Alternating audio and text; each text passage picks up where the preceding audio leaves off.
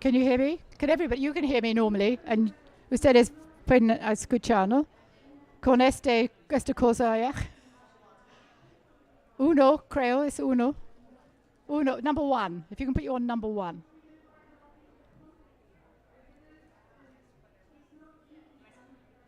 It's a quiet room. Except for it isn't quiet because we can hear them. But you can't hear them, so that's good. You're happy. Good. Oh, you can still hear them. Okay. Well, welcome. We're still missing a speaker who will no doubt turn up. So today's little gathering is to try and look at hope. What makes us feel hopeful in the world that we're in at the moment, in the conservation world, when we keep hearing all those things from the latest Living Planet report. For environmental education, every year I give a conference, and every year I have the same slide, and I change the percentage of animals that have disappeared using the Living Planet report, and it's really sad. I had to change it, getting bigger and bigger and bigger. So in the worlds that we work in, it's very easy not to be hopeful. And I know some people who have actually left conservation work, or conservation work, something like filming and conservation and all sorts of other different avenues, they've actually left because they can't cope with that lack of hope. So I thought we'd have a hopeful time today, and we can join in. We've got some speakers, and then anybody else who can think of things that are hopeful, how we're going to go forward and take something in our pocket, like a little star or something from this, and be more hopeful is the answer to what we're doing this for. So I've just got this slide.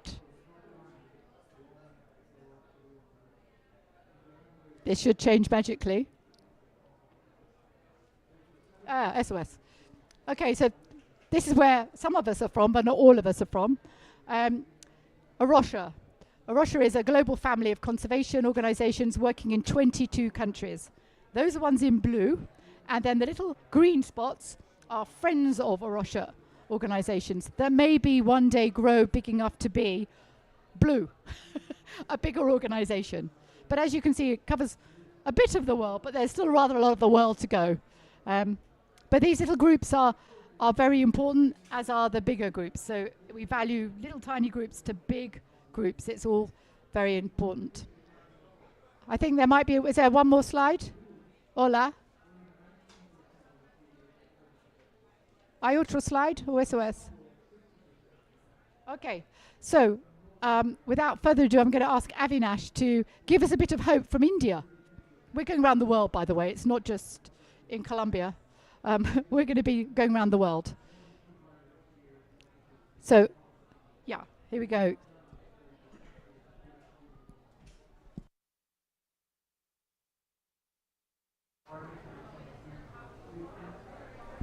Yeah, thanks, Sarah. So I would be talking today about a case study, rather a case study for a country where Arusha, India is working. And I'd like to reinstill the value of hope through transforming communities and building hope for conservation. Next. So the region that I represent is the south of India. It's part of the Eastern Ghats on the east coast of the country. The peninsular country is largely divided by two hill chains. Thank you. And Arusha, India has been working in this landscape for close to 2 decades. We call it the Bannerghatta Hosur region, and this is an area of roughly about 700 odd square kilometers. It's a chain of protected areas which ultimately meets the sea towards the tip. And some of the concerns for conservation that we notice is the issue of threats to the charismatic species. This landscape also harbors the single largest population of tigers and elephants anywhere in the world. This region is also heavily populated by communities, what we call as parkage communities, and they greatly depend on the forest ecosystem for various resources. And that also puts them into ample conditions where conflict between wildlife and people exists, so therefore their socio-economy is constantly under question or under threat. Since these communities are marginalized, they also have issues related to poor infrastructure at the village level, as well as there's also implications on their health and well-being. The park, as you can see, or rather the forest, as you can see, is heavily fragmented because of the dense human population. So that region alone has about 2 million people that reside around this protected area, causing a lot of habitat loss and fragmentation. And generally, as a community, we've noticed since the years that they're not really aware of the importance of nature and environment, and therefore there is a lack of awareness and eco-consciousness. So as an organization, we've been working primarily to address 3 major concerns, which is related to people, wildlife, and forests. And we believe that empowering people, saving wildlife, and protecting forests can really transform and instill a sense of hope in this region. So I'm only talking about the community bit, because that's where we believe that fostering hope can really be beneficial in protecting nature and natural resources. Some of the species that we have in this park, around 20% of them have been classified as endangered as per the IUCN Red List. So making it a very important region or an important biome for conservation efforts. So through our initiatives, I'm just giving a broad reflection of the work that we do. Of course, all of this is somehow linked to the different projects that we engage with communities. We have adopted, or rather promoted, several alternative and supplementary livelihoods for farming communities to obviously improve their socio-economic status through different initiatives at a community level, like beekeeping, use of lantana, which is an invasive species, not here, but in India it is. And therefore, we'd like to promote such alternative and supplementary livelihood measures so that the communities have a better socio-economic status. Therefore, they perceive nature in a more positive perspective. We also work at the welfare level, where we improve communities' infrastructure and school infrastructure by providing furniture, playgrounds, primary health centers, and medical kits, because this region is very poor when it comes to their medical infrastructure and the educational infrastructure. So that's where Arusha comes in play, to handhold government agencies to kind of ensure that these facilities are at optimum levels. Therefore, there is a sense of hope for communities to acknowledge the space that they live in.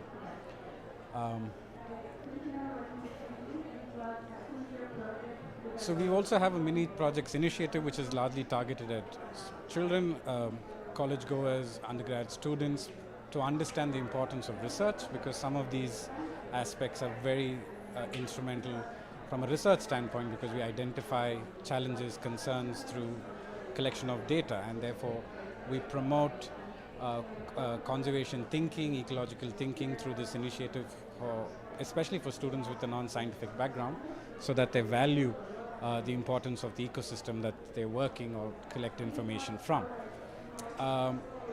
We also have something known as the Volunteers for Conservation. I will talk about that a little more in detail. So since we have a large city, India's third populous city, just about 20 kilometers south of the park that we work in, it's important to have them act as stewards for conservation.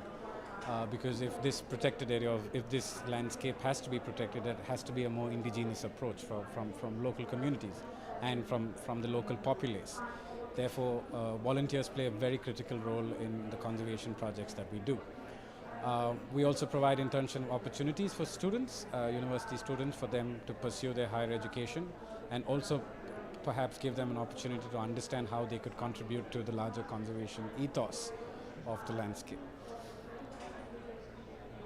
We also do a lot of training and capacity building, especially with the stakeholders, with the local communities, school teachers, government agencies, on various environmental education related topics, primarily to increase their knowledge about nature and nature-based solutions, so that they could promote the same in their own context. We also involve staff building capacity for teachers, because most of especially the life sciences teachers, are totally unaware of the context in which they actually teach certain topics in classrooms. So therefore, we believe that it's important that they get a hands-on experience in learning certain ground approaches or ground methods in conservation action, and so that can also translate to their students so that they're much more aware and have a more positive outcome for conservation. One of the agencies that we work very closely, the government agencies, especially the Forest Department, who are tasked with managing the forests and wildlife. And it's important that they're also trained on various levels in order for them to build their capacities in conservation and management related aspects of the forest ecosystem. So therefore we build that capacity within them ultimately so that the ecosystem can be managed and protected more effectively. So we started a citizen science collective called the Bangaloreans for Bannerghatta. It's more of a community-led initiative. This initiative has been very popular in the city of Bangalore, and it primarily brings all walks of people, from all different backgrounds, to come and unite for one cause, which is the conservation of the landscape. And this is also a great ordeal to spread the sense of hope for communities, especially for the local communities, so that they feel that conservation or nature protection is an inclusive approach and not an exclusive one. We also work with different NGOs, forming an alliance, because I believe that the kind of work that we all involve with respect to conservation is not a one organization or a one individual narrative. It has to be through a lot of consortium, just like we see in the meetings that are happening around. So there are several consortiums that come together to add expertise and value to the messaging that we'd like to bring forth. So therefore, partnering with NGOs and building and fostering a sense of collaboration through various levels, either through media campaigns, advocacy, and so on and so forth. We also have a lot of public participatory initiatives, such as anti-snare drives, because, like I mentioned, we have a suite of wildlife that often are threatened. So therefore, we make community members and students especially to be participative of such on-ground conservation action so that they understand the importance of protecting nature and natural spaces. We also have an afforestation restoration program, because like I mentioned in my first slide, the landscape is highly degraded, and the only way that we can improve that forest and the biodiversity is through some level of restoration and afforestation. Therefore, we have identified potential areas that can be restored and afforested so that we are able to bring back nature, or rather help nature to heal in some sense, so that there is more space for wildlife and there's more space for biodiversity. We also have a local tree nursery that we've developed over the course of our presence in that area, where we've identified select species of trees and made nursery beds and therefore add more scientific vigor to the afforestation exercise so that we're able to restore native spaces back to what it was before. We also do a little bit of farming, both organic farming practices, because a country like India has progressed so far in the agricultural sector. Therefore, we've literally tarnished the soil quality through invasive and inorganic approaches, and therefore yields are becoming low, and especially for marginalized communities it's a big problem because their entire food is at stake if they're not able to farm. So we've been able to advocate organic farming practices so that the soil is more resilient, and therefore we are able to promote a more sustainable agricultural practice for communities so that they can sustainably depend on their land.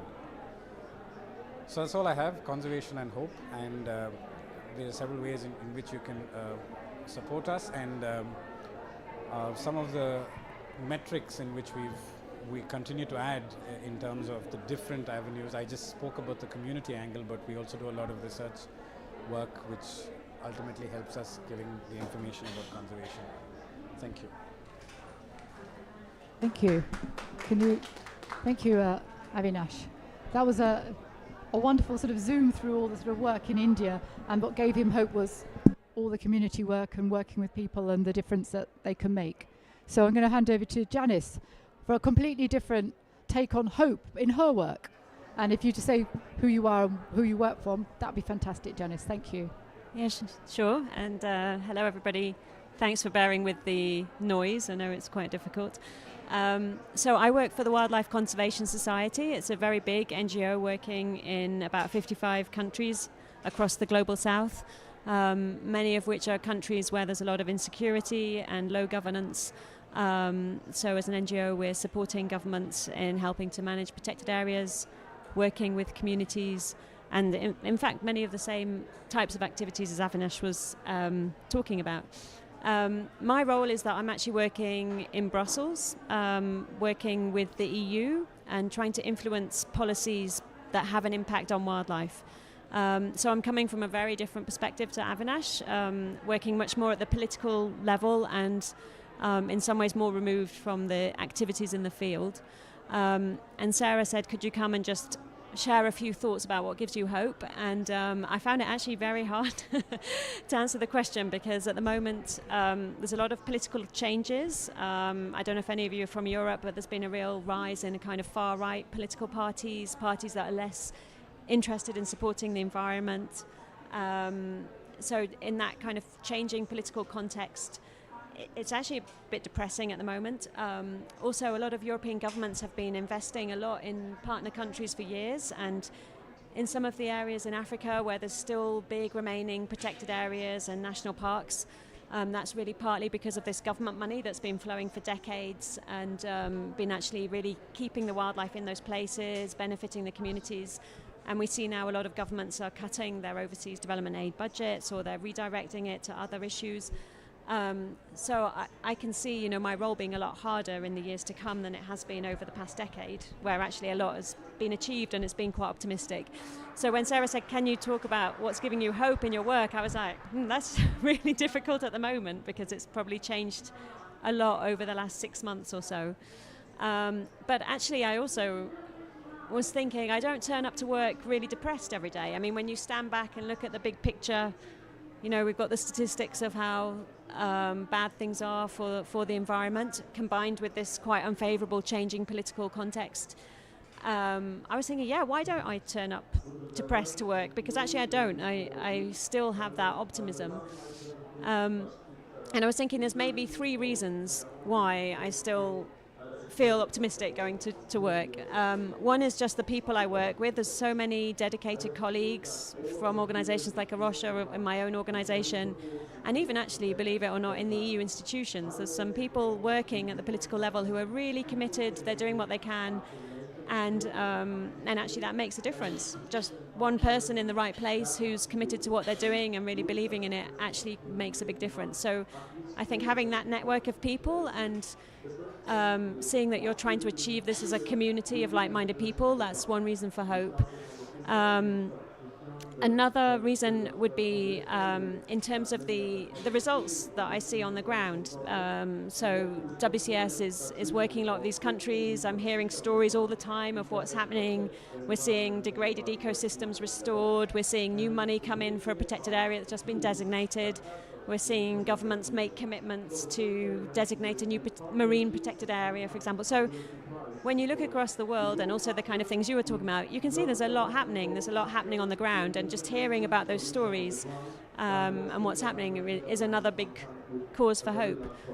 And I think the last thing is one reason why I like working for WCS, and I know for Russia it's also the same, is there's a real vision of where the organisation is going, and it's a very optimistic vision, and it maybe doesn't make sense when you look at the reality, but actually people are really committed to that vision. They haven't lost hope, and they're working together, and they're bringing on board other partners and expanding and looking to scale up and looking to work with others who maybe haven't been involved in conservation before. And one of the ways that WCS is looking at it is seeing where you still have these big remaining areas that are still very rich in wildlife. They're still very much intact. They have what we call high ecological integrity. Those are the areas we're focused on. So, for example, the Central African forests, where you can still find elephants and all kinds of other interesting species. The Amazon is still vast, and also in the marine realm as well. So, for example, the Coral Triangle in Asia, it's a huge network of coral reefs which is providing food to literally millions of people, jobs, tourism. And those places are still there. They may have been lost in certain areas, but for the most part they're still there. So what we're looking at as an organisation is how can we ensure those areas get the resources they need to be protected, but also are restored where they've been lost and they still are able to be restored. So really partnering with others and governments to sell this vision. So it's not just about wildlife, it's also about other issues which are important to everybody, like carbon mitigation, more resilient ecosystems for food security, many other ecosystem services they're providing that are important to people. So that gives me hope. It's a hopeful, optimistic vision, and that's what we're working towards, and we will keep working towards, whether I'm with WCS or not. That's still very much what motivates me every day. So so that's where I came to in terms of thinking about hope.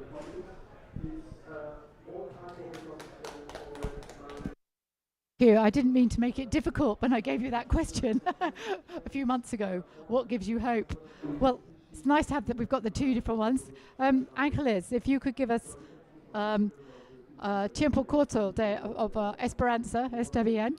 And let's all listen to what Angeles has to say. Thank you. I think you don't understand Spanish. That's Arrocha Peru works in different places, in the Amazon, in dry forest, in the urban zones. And when the group work with the people, need to learn about the diversity problems, the cultural diversity, and what is the problems of the different sites. For example, tenure. No, this is more important for the communities. What is for their identity, the diversity, the cultural diversity that transmit the culture to maintain in the middle of the development of the many things around there. No, is understand what is the priority of the people about to use the nature, but to use the nature or care the nature is necessary to understand what is the necessity for food, what is the conception of the poverty, what is the necessity of the people about the culture, but about to resolve the problems of livelihood. Arrocha Peru works with the people, the local people, include all that vision. No, you need to work with to resolve some problems of security, to illustrate the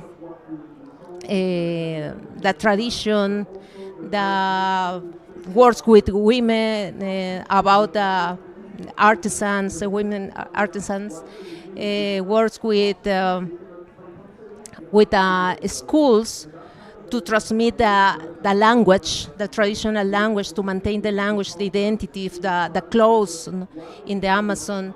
Works in the dry forest to resolve different problems about the livelihood, for example, give Guinea pigs, or include to the communities to reforestation and maintain the native plants for medicine, for all the service, no, the ecosystem service to dry forests give to the community.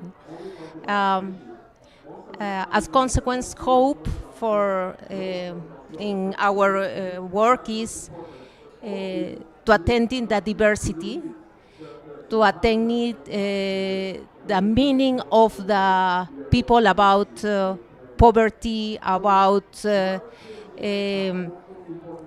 conservation, about tradition, is to understand what is the cosmovision of the people who lives close to the forest, what is the cosmovision about the future of the culture, work with the communities or with different kind of people into the communities, of work with the child's or women's or man's or different type of factors is to attend in the necessity, but to give tools to resolve our problems, no? And to understand what is the cosmomission, what is the faith, and maintain the identity, no? Hope is identity, is spirituality, is resolve problems, what is, and give tools for resolve these problems. Thank you. That's lovely Peruvian examples there of giving guinea pigs out. They farm guinea pigs there for food, for people to eat. That's why the guinea pigs are there. Just in case you didn't quite catch that one, that's wonderful. Thank you. And let's have a Ghanaian perspective or hope. What makes you hopeful for the future, Daryl? Thank you. So my name is Daryl Bosu. I work with Arusha, Ghana, and coming from West Africa. I think there's a lot to be hopeful for, and I just would reflect on, first of all, how we used to have, there used to be this very beautiful forest, and we've been protecting it for the past 10 to 12 years. It's the source of water for over 5 million people. It has West Africa's most diverse butterfly collection of species. It has a lot of other species. And the government says there's bauxite in this forest, we are going to take it without concern for the water or the biodiversity. We tell government, no, you can't do that. Let's prioritize water services. And also, let's prioritize the biodiversity, let's prioritize the butterflies, everything else. The politicians tell us, we want money. You are talking about butterflies and frogs. That's what they tell us. We are not daunted. We keep on with advocacy. We engage them. We talk to them. After 10 years, the same politicians come to us and say, let's save the forest because it's good for water. We lose something significant if we dig it for bauxite. That is hope for us. We take the people along.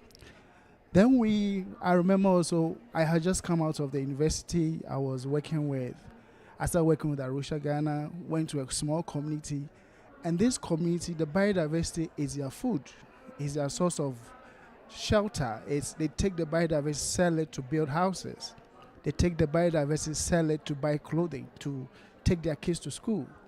We said, look, yes, you can take the biodiversity, but you can't destroy everything. They are practically fighting the park management to have access to the forest, to go and poach the animals. We start working with them, talking to them about biodiversity. Now the community agrees to protect the biodiversity, and they go and talk to other communities and say, look, let's do this for the national park. That is hope. We have for a long time been talking to churches in Ghana to get them to stand up for biodiversity. Ghana has for the past decade been going through a very serious devastation of illegal mining, destroying forest reserves, destroying water bodies. Every land that has forests has gold. So they go for it, they destroy it, and nobody cares. The politicians are actually making political capital out of the mining, and they don't seem to listen to anyone. Just 2 weeks ago, the Catholic Church in Ghana, all of them, rose up and organized the biggest street protest, saying that, look, enough is enough. We want our biodiversity protected, we want our forests protected, we want our lands protected. That is hope. And I've also seen somewhere in 2022, government passed a law that was practically opening up all protected forest reserves in Ghana for mining. We stood up, engaged government on countless occasions. This law cannot stand. And because of that law, over 24 forest reserves were targeted for gold, lithium, and bauxite mining. They were targeted for mining leases. We engaged the professional bodies, the churches, CSOs. Nobody seemed to be hearing what we were saying. Eventually, the voices got to them. The noise got to them. And now everybody in Ghana is saying that repeal this airline. And as I speak, there's a process in our parliament now to repeal this airline. That is hope. So for me, I think that yes, we might have come from a position where the pressure is a lot, the devastation is significant, but I think just like hope, if you don't tap into it, you don't get to see what you can get out of it. And so we are tapping by educating people, by sending them, whether they will listen or not. And we are seeing that it is eventually yielding some positive fruits. So I have seen all of this translate years of work, years of pressure, years of advocacy, yielding some positive outcomes now. And that really gives me a lot of hope. I have 3 girls, and one day I went from Accra to visit them, and they were all excited. They were excited, and what were they doing? They said they fight for nature. I was like, what's this about? Apparently, they had seen me talking about illegal mining on television, and so when I came home, they met me with the same message. If Daddy fights for nature, I also fight for nature. So for me, there is a lot of hope, and I'm seeing movements of students organizing themselves, law students, and all of them who want to now work for nature, champion nature. We need to tap into that energy and help them realize that. So for me, I think there's so much hope in the last decade from where we started and where we are going that we cannot but continue pushing. And that is how far I think we should go. Thank you. Well, that's quite a powerful story. In fact, lots of powerful stories in Ghana happening. But can I just ask you a question? How much energy and years are we talking about those struggles? Thank you very much. So I think it takes several years. Some of them you can talk about 2 years. I mean, the airline I'm talking about is taking us 2 years. It was passed in 2022, November 2022. We are now almost at the end of 2024, and the government and everybody is saying, let's repeal the law. They are going through that process. Saving the forest is taking over a decade. We had to even take the government to court. And now the Ministry of Finance is saying, why did the Ministry of Lands and Mining even decide to mine this forest? That's over a decade. For the students, I happened to just go to law school, and as I was sitting in class, they got to realize that I'm always talking about the environment and protection and ecocide. And they said, we want to do what you do. So now there is even a small NGO full of lawyers who are only pushing for intergenerational equity and looking at policy and legal frameworks in Ghana that can shape that. This takes maybe like 3 years. I took about 3 years in law school. So it varies, depends on how intense and who is involved, and all these things shape the outcomes that you eventually get. But it requires you tapping into people's energies, people's positive selves, and working with that to leverage those successes. Thank you. So I'm sort of just going to give everybody some time for thinking, and I'd like you also, people here, to think about what gives you hope. What is there something that you can actually hold on to? Because we do get those days when we don't have a lot of hope, but in the long term, I guess that's why I asked about the years. You know, today might not be very, very hopeful, but what's a day in a whole sort of decade? It's not much, is it? So what are those things that are hopeful in your sort of conservation lives that you can cling on to? I'm going to ask Lisa. She's bound to have some hope there. There she is, sitting there with a smile. She made me do some dancing earlier today. She owes me one. I'm not the right person. Honestly, I'm not the right person to be asking this at this current point in time. I'm struggling with hope at the moment. I have half of my family from the Middle East. It's very difficult to maintain any type of hope in humanity right now. Yesterday, I will get to something more positive. Yesterday, I don't know if you saw, there was a little girl in Gaza, about 5, carrying her little sister. Did you see it? The children are being shredded by Western governments supporting it. The same Western governments that are telling the South that they have to be concerned with human rights and that they have to be concerned with international law.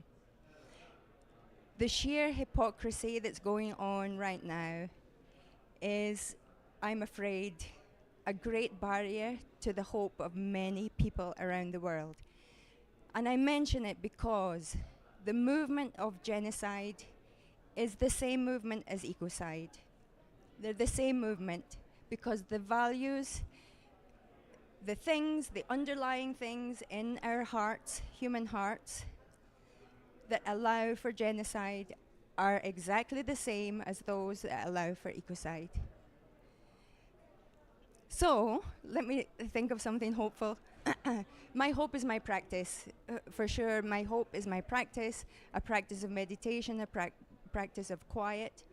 I know that there's good, I know that there are people with light in their hearts. That gives me hope, for sure. And I just saw, my friend sent me, there's this motion, she's at a conference in Scotland. I'm also part from Scotland. She's at a conference, a women's conference, where a motion is put forward for the women of Scotland to be in solidarity with the women of Palestine and of Lebanon. So, you know, those little things that if we can stand up together, not for any particular nationality, race, religion, doesn't matter what, but just for humanity, you know. So, yeah, that's my hope. There is hope. There is hope, yes. I knew Lisa would have some hope in what is very, very difficult. Sometimes for ourselves personally, we're sort of involved in huge crises that we can't do anything about. But I think we really can. We've had some amazing examples of hope. EU, I mean, people don't normally talk about a hopeful EU for a start in Europe. You know, Ghana from the outside looks like there's some terrible things going on, but the hope is bubbling up and amazing things have been happening in India as well. They have political issues and other things going on, and yet things are being done, and in Peru as well. I was wondering if anybody else had some hopeful things. So thanks to everyone for sharing your stories, and I just wanted to share a reflection. One thing that I noticed in every single person who talked was that a lot of the hope that we see is coming from individuals and individual actions. And I think that everyone in this room can potentially be a role model, and you never know the person or people who you might inspire by continuing on your journey, as you've exemplified in your story. And I've been feeling very similar to you for a couple of years now. And I read a really beautiful book. I don't know if any of you have heard of it, but it's called Hope in the Dark by Rebecca Solnit. And it's an extremely beautiful book about grassroots activism and how it's usually the darkest times, where individuals are acting. Can you guys still hear me? It's a lot of feedback. It's usually the darkest times when individuals stand up and are brave enough to act that inspire, you know, massive movements. So, I mean, we're a small group in here, but I'm really happy to be part of the conversation and encourage anybody to check out the book. It's Hope in the Dark by Rebecca Solnit. Thank you. I mean, all these little tiny bits of hope, but we are all leaders in our own way, no matter whether it's whether we're parents, whether for little children, whether what we do in our schooling, or whether it's different people around us. We all can make a difference and inspire other people, and it's this was to inspire each other really and hear each other's stories. Would you like to say something? Yeah. Can you hear me? Yeah. Just in line with what you just said, like that it's these individuals, maybe more at a grassroots level, that really inspire me and give me hope in humanity. And I'm also very negative with hope in humanity. Sometimes I feel like the only hope is that we all go extinct. But no, I'm joking. No, like for example, I work with these volunteers in London. They're called Feline Friends London. They're they all have full-time jobs, families, including myself. I'm part of them. Although lately I've been so overwhelmed with work, I haven't been helping much. But anyways, they find time to support all stray cats around London. They find them foster families, adoption families. In their free time, they dedicate themselves to that. Or if not, there's other volunteers in London that I work with that they are vegan activists, and they go around big areas in London to show what happens in the intensive animal agriculture testing facilities. They show them on screens, and they stay there for hours, like just showing what happens, and they're open to conversation and inspiring people to make a change in their lifestyle. And these people, like I said, like me, once in a while, like I'll participate, sometimes I'm busy, and then I'm like, they are constant on it, they're always on it, they never take a break. And just talking about it, I'm like, I need to be more like them, but also like maybe it will inspire you, everyone else to hear like all these people that are so dedicated, that can give us hope, and we should take them as role models, like you said, and follow their footsteps.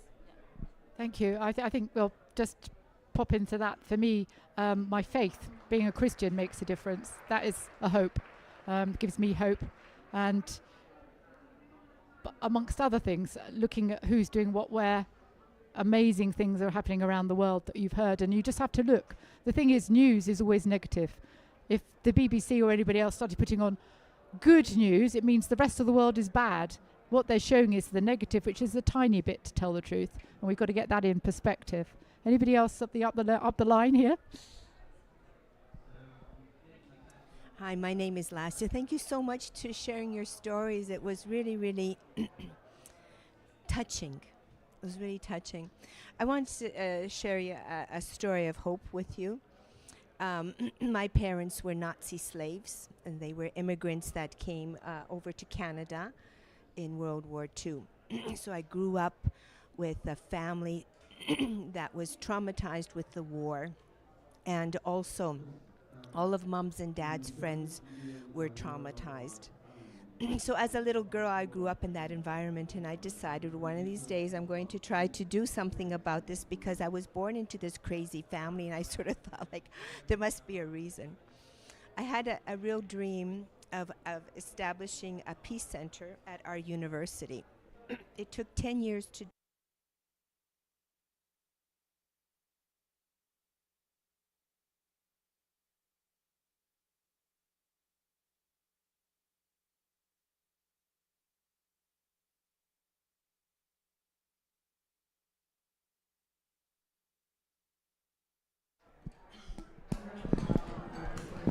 the only province in Canada that did not have peace studies.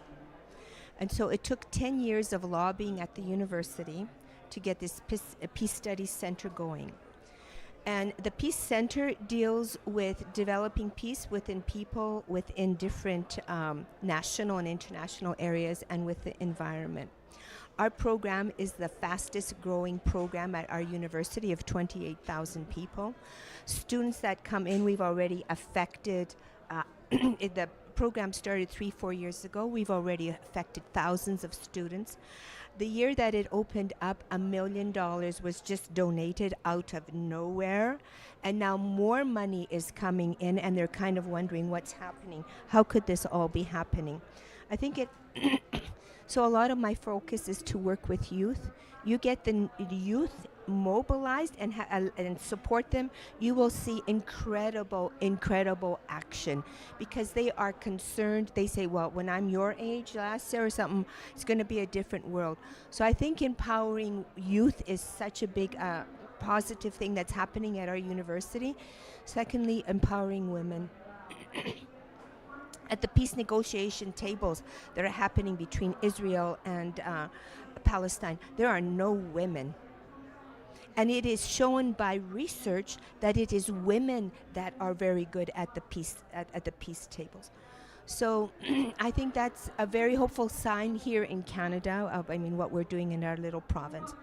The other thing is, because I work in the area of violence and nonviolence, I was in Japan and I went to Hiroshima and Nagasaki. When I went to Nagasaki, when I was doing my research, this was just in April, they stated on the boards that nature will not be able to grow at least 40, 50, 60 years because of all of the damage that was done by the atomic bomb. Within 2 years, nature was growing around there in Japan. And Japan, which was such an aggressive country, and because of the Nagasaki and because of Hiroshima, it is one of the greatest places where they have peace studies happening. The people have changed they are not the aggressors now, and the number one value that these people have in this country is harmony. Harmony with each other, harmony with nature. It is a beautiful experience. So sometimes we need really, really dark, horrible things to happen to have that change. But once that change happens, like, I think Japan is a beautiful model to look at in terms of their care for nature and their emphasis on peace. Thank you. Emphasis coming through on. Oh.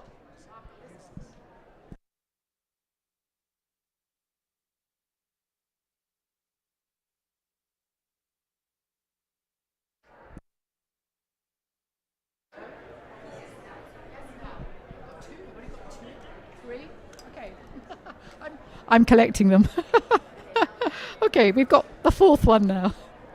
I think here we can see that there's a whole big sort of, that bit about make peace with nature is a big theme here at the COP, and you can see it coming out in practically everywhere we're talking. And we're not all deliberately thinking about that in our heads, but you can see that everyone is putting something in that's actually talking about that. It means that it really is such a focus that we can be making a difference. What I'd like to do now is just give every one of those speaker people 1 minute, only 1 minute, say like 2 or 3 words. I'll give you this one works. You can pass it around. Just to finish off with something we can put in our pocket, that inspiration that we can just take with us to be hopeful leaders in conservation. That's what we need to do. Okay, Daryl first. Yes, thank you. So in all my experiences and also my organization's experience, one thing I've seen that is worth taking forward is never give up in trying to get people to understand why they must care, why they must love nature. Because if you stop, that chain that eventually builds the hope fades away as well. So for me, I think you should never give up. You must reach beyond yourself. Even if you feel down, you must continue because others are listening. And you never can tell when they'll take your words and work with it. Thank you. I'm afraid we've come to the end of the session here, and I'm sure we'll have to continue outside if you want to talk about more of your hope. But Daryl, thank you. So never give up on hope is what we take away from this, and learn from each other. And I've been inspired today, so thank you so much for coming. Thank you, speakers. Thank you.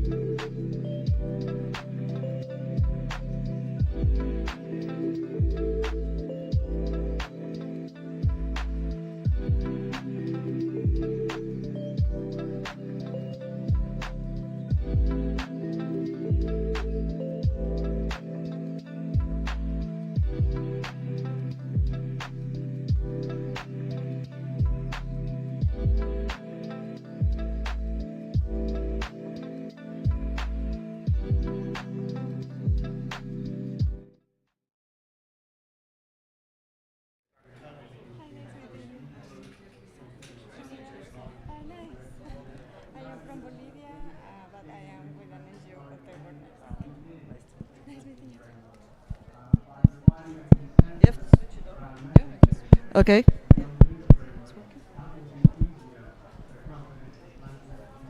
Hello, good afternoon, everyone, and I hope you can hear me and the microphone is working well. Very welcome.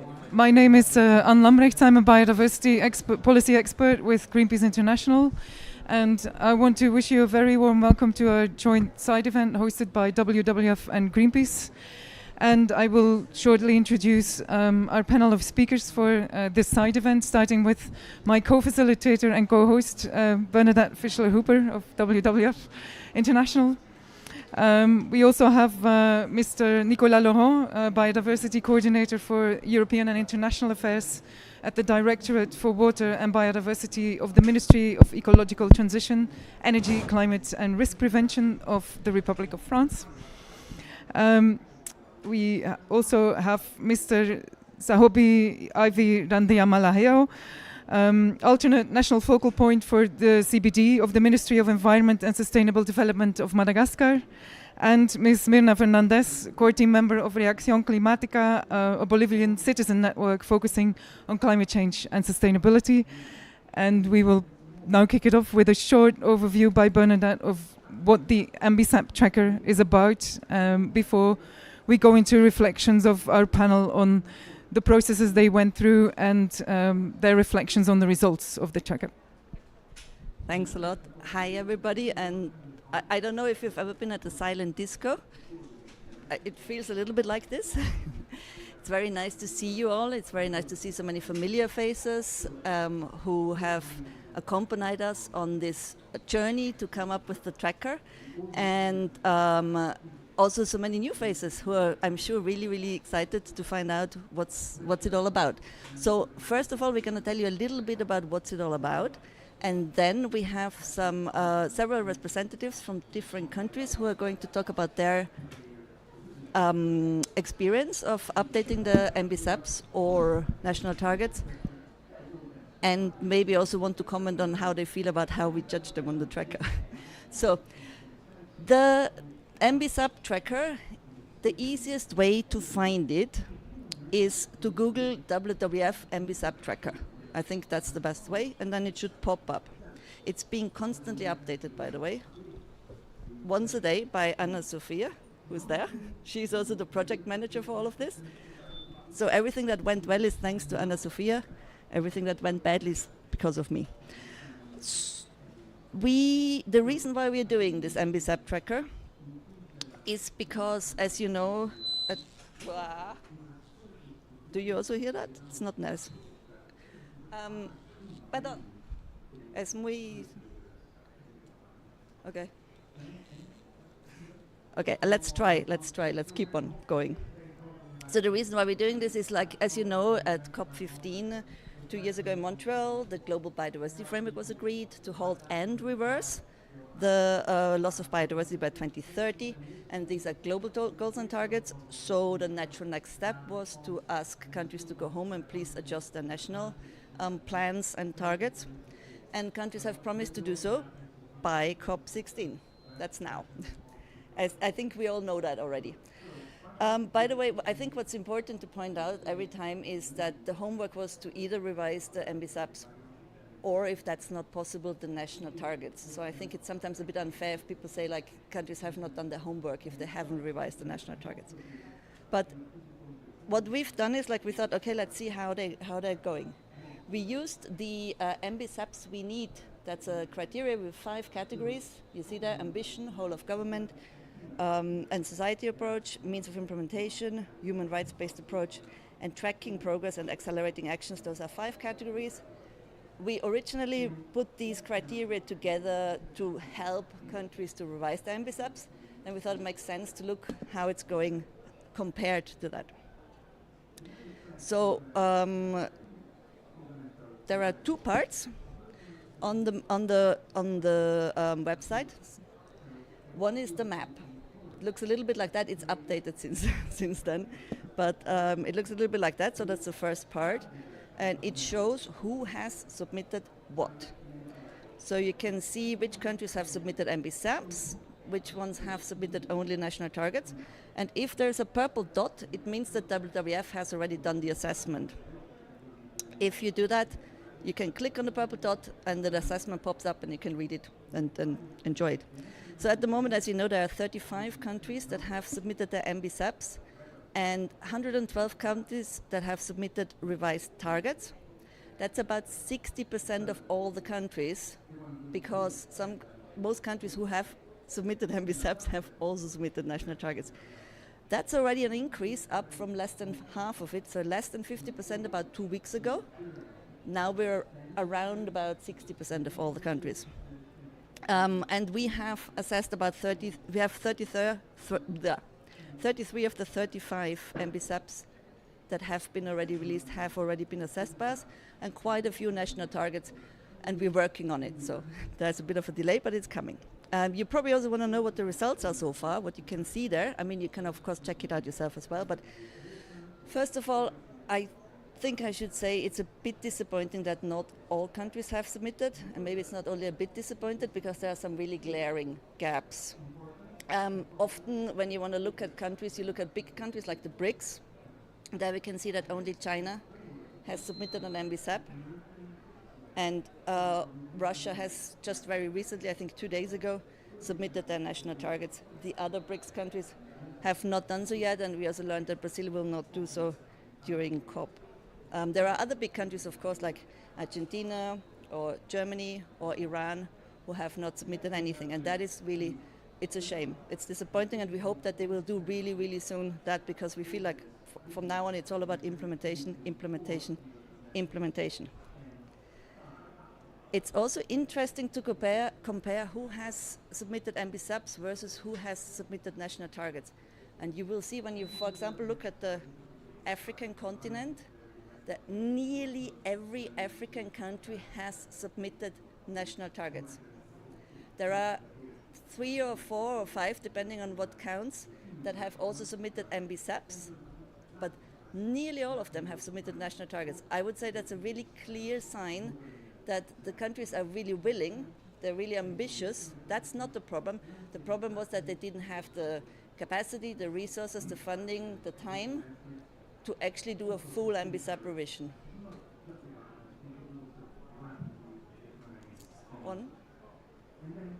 I don't know what you want me to do, sorry. I take them off? Okay. I should speak slower. I speak louder. I speak what I'm doing. I should.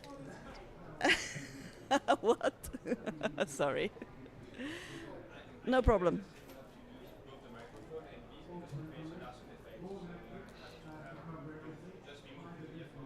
I removed the earphones. Okay, that's good. Yeah, okay, sorry. I guess we all need to do that when we speak, that we remove the earphones. Yeah, okay. Is it better now? Okay, I'm really sorry for putting you through this torture. Okay, well, thanks very much for fixing this together. Where was I? Yes, I was going on about the Africa region. It will be interesting if you see in comparison how many countries, it's more than you see now on this picture, but how many countries in the Latin American and Caribbean region have submitted national targets and MBSAPs. And it would be interesting to see why that might be the case. Yeah, then there is a second part. Hang on, I have my nifty thing here. The second part is the analysis themselves. They are compared. There's a comparison. So you can see we've color-coded the outcomes. There's always a summary.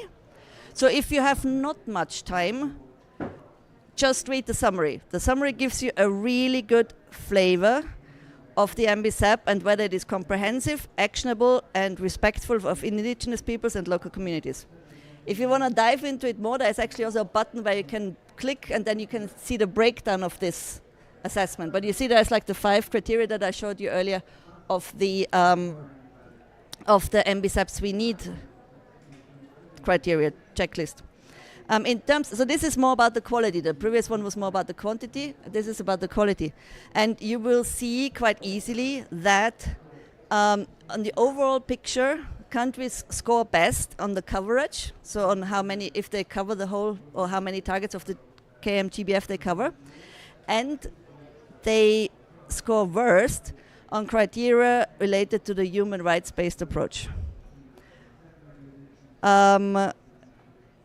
it's also interesting to see when you look, for example, in regional level, when you look at the EU, or overall, actually, two of the best MBSAPs that we've analyzed so far are from the EU, as well as two of the worst.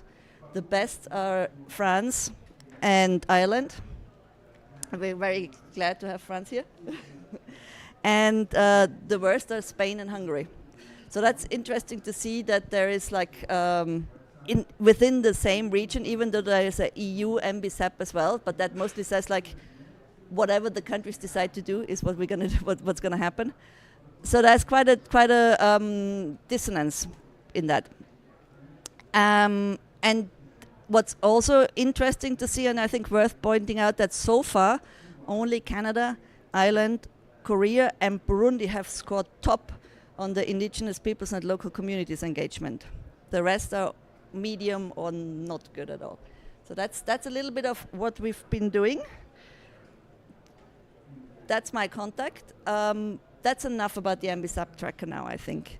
So we can finish the presentation, or we can leave it on. Actually, it doesn't matter. I think what's even more interesting now is to hear from countries.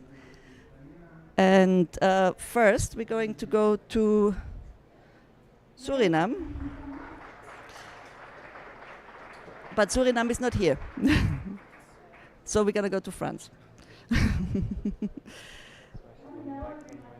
I'm very happy to introduce you again to Nicolas Laurent from France, and I hope you are better in handling the technology than I am.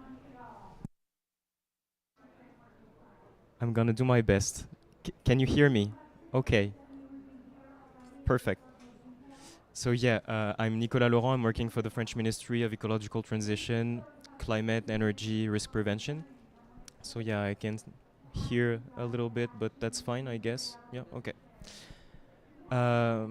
So I have 5 minutes to let you know how we feel about the NBSAP tracker and our NBSAP. First of all, let me give a huge thank you to WWF and Greenpeace for the invitation for this wonderful event and the opportunity to take part in it. In this event, indeed, France was very pleased to see the results of the NBSAP tracker. As you said, we're one of the best in Europe, so of course we're kind of proud of it. But France is also among the first countries to have published an NBSAP aligned with the KMGBF, and as a result, we're now entering really the heart of implementation. And as you said, it's all about implementation, implementation, implementation. So I will try to cover some aspects of the NBSAP tracker throughout my presentation. So first, the ambition, of course. France hosts 10% of the world's biodiversity, especially in our overseas territories. And unfortunately, we're also the 6th country with the highest number of endangered species on the IUCN's red list. So we have huge ambition on that. Based on this observation, actually, it seemed more than logical for France to provide a concrete and rapid response to the global biodiversity framework. And a 4-year work actually led to a strategy made of 4 areas, 40 measures, 209 actions. The document has also been translated in English and Spanish, so for those of you interested, I have some QR codes so that you can download the strategy. And the areas are first, reduce pressures on biodiversity, then restore biodiversity wherever possible. The third one is about mobilizing stakeholders, all stakeholders, and the last one is about ensuring we have the means for the implementation. So the NBSAP tracker actually will play a big role in promoting the NBSAP, both on the international level, but also the national level, at all levels actually, and ensure its legitimacy, even for the French government when we have to defend budgets, for instance. So the whole of government and whole of society for France has been a top priority during the development of the NBSAP and now its implementation. Indeed, we must be able to provide the necessary information at all levels for decision making, but we also need to train and educate citizens throughout their lives and raise awareness somehow by creating a positive narrative around the protection and restoration of life. The erosion of biodiversity, which is being observed on a global scale, calls for local decisions that respect local circumstances and citizens. And as a result, today, France has one priority, it's to bring its NBSAP to the ground so that it translates into concrete actions that will have tangible impacts both on the daily lives of businesses and citizens, but also elected officials and others. The NBSAP tracker actually identifies some weaknesses, right? This is particularly useful so that we keep in mind where we need to make progress. And for instance, we have the production sectors such as agriculture and fisheries, which have been identified. So for instance, the new EU restoration law, which has been adopted back in summer 2024, will be a great way for us to engage with these actors even more in order to create a narrative that reconciles nature and production.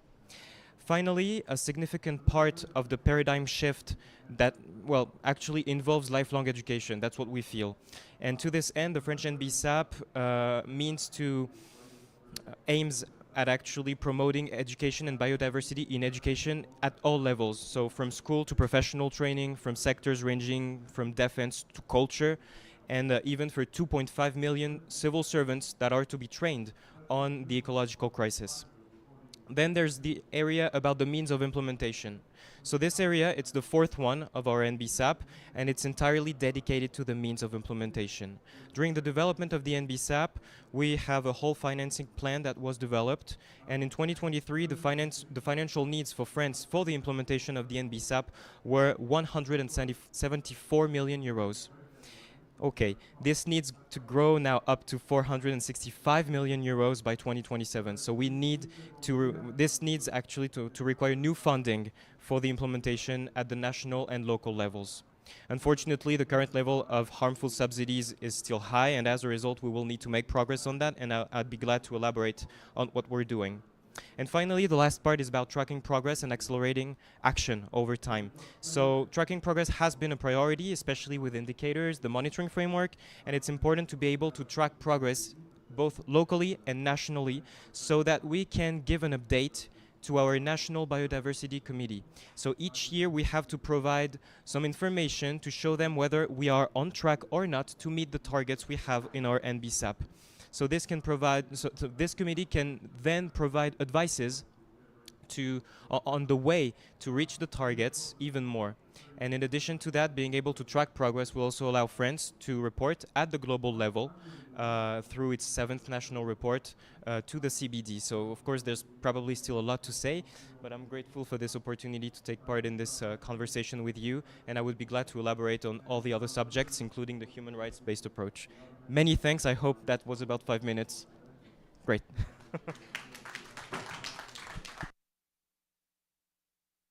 Thank you very much, Mr. Laurent, for your very succinct overview. If I can maybe just ask you one question before moving on to the next speaker. You talked a lot about the whole of government and whole of society approach and the whole education effort that the government is setting up. Were there any particular opportunities or challenges that you have identified in that process, in that review process from that perspective? Thank you for this question.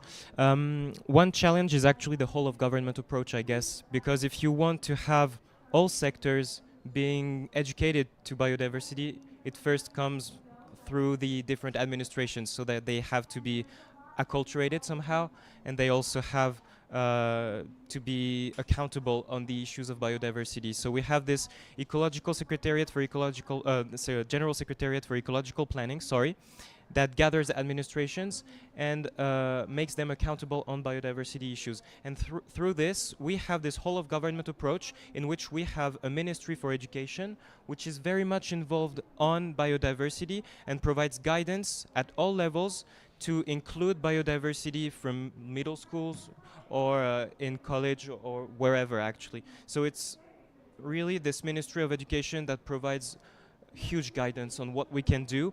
And one example I can give is the educative areas. So we have in France marine or terrestrial protected areas that are managed by children. So this started in the Marquise, which is in French Polynesia, but now we have many of them. We have around 1,000 of these areas, so very small areas, of course, but still. And it allows children to get to know the local environment, but also have implement some measures to protect nature or even to restore it. And we have some very nice example, for instance, in the French overseas territories, in La Réunion, where children actually created this whole place where they plant seeds of local trees to protect the shore of erosion.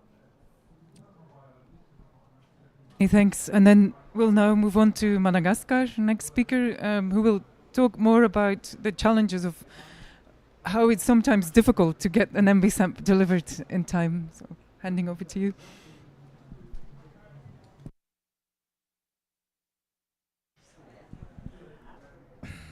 Thanks again. You hear me? Okay. You know, Madagascar had 3 strategic plan. So we, on 2002, we have a strategic plan for the consideration is ecosystem approach. And we have already implemented this strategy. And after that, the solution it's not really appreciated. You know what? Because of the poverty, because of the matters of biodiversity, because what? The people need their survival, so they need to enter in the forest. They take their foods, they take their all of their things, but the problem is there is no really the politic specific for biodiversity, so they need to work for all of stakeholders, the public sectors, the private sectors, and just it's not really the result that we need to have. So the challenges is how to mix the perception of the economic development sectors and the conservation. So we need to work together to reflect what's kind of really the politics of the minister that to be done. So we need to always to make sensitization and informative action for the stakeholders. So they need to have appreciation and approbation for the public sector. During a long time, you know, manage biodiversity is really complex, because what? It's not only biodiversity is the value in the environment, but they consider the health, they consider the population, they consider the education, they consider the infrastructure. So we need to mix the conservation and the development. And after that, there are many action for how to collaborate, how to cooperate with the sectors, public sectors, private sectors, the social civil society organization, the researcher, the conservationist, and the youth. So one of the big deals, the challenge that Madagascar faces, is how to involve the engagement of all of these stakeholders. And now we have to promote the engagement. So we need to have effectiveness engagement for each stakeholder.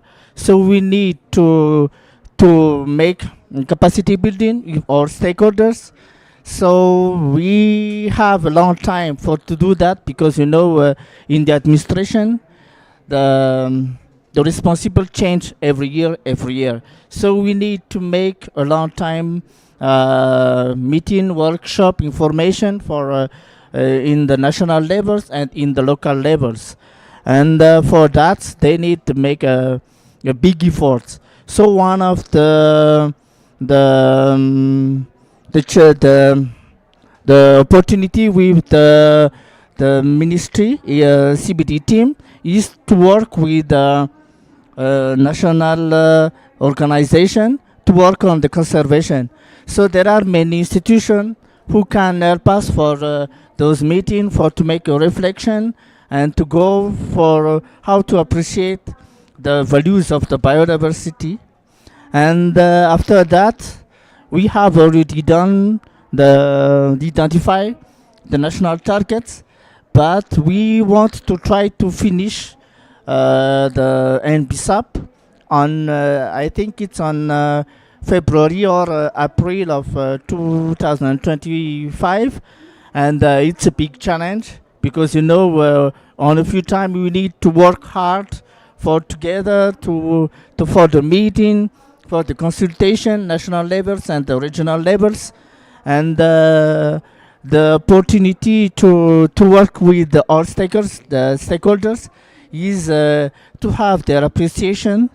It's for the biodiversity. It's not really the conservation only, but how to mix the conservation and how to mix the use of biodiversity. So it's very complex because as I said before, the poverty of the population is very important. How to give a solution for the managed biodiversity, because there are different perception between all of public sectors. So that's why we need to make workshop information with the head of each ministry. So it's not the minister, but the general secretary of each ministry. We need to make information science for the values of biodiversity, for the values of how to manage the biodiversity, the integration, the public sector, for how to work together. That's one things that we want to put on the National Biodiversity Strategic Action Plan updated. So this goals is very important for us, because as I said, it's not only the ministry in charge of biodiversity is the responsible for that. So thanks for your presentation. And if I may perhaps also ask you one more question. If you would have had more support, what kind of support would that have been? What would have that had to look like to be further ahead in the process? Is there anything that you feel is missing in terms of support that you could have used more?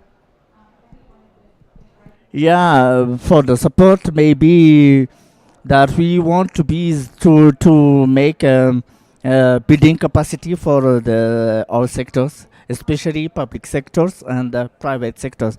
But because they don't have really they don't know what kind of biodiversity is in Madagascar. So how to have the values, its scientific values or economic values or cultural values also. If they know that, they can work together how to manage the biodiversity. The thing is, it depends on the state's policy.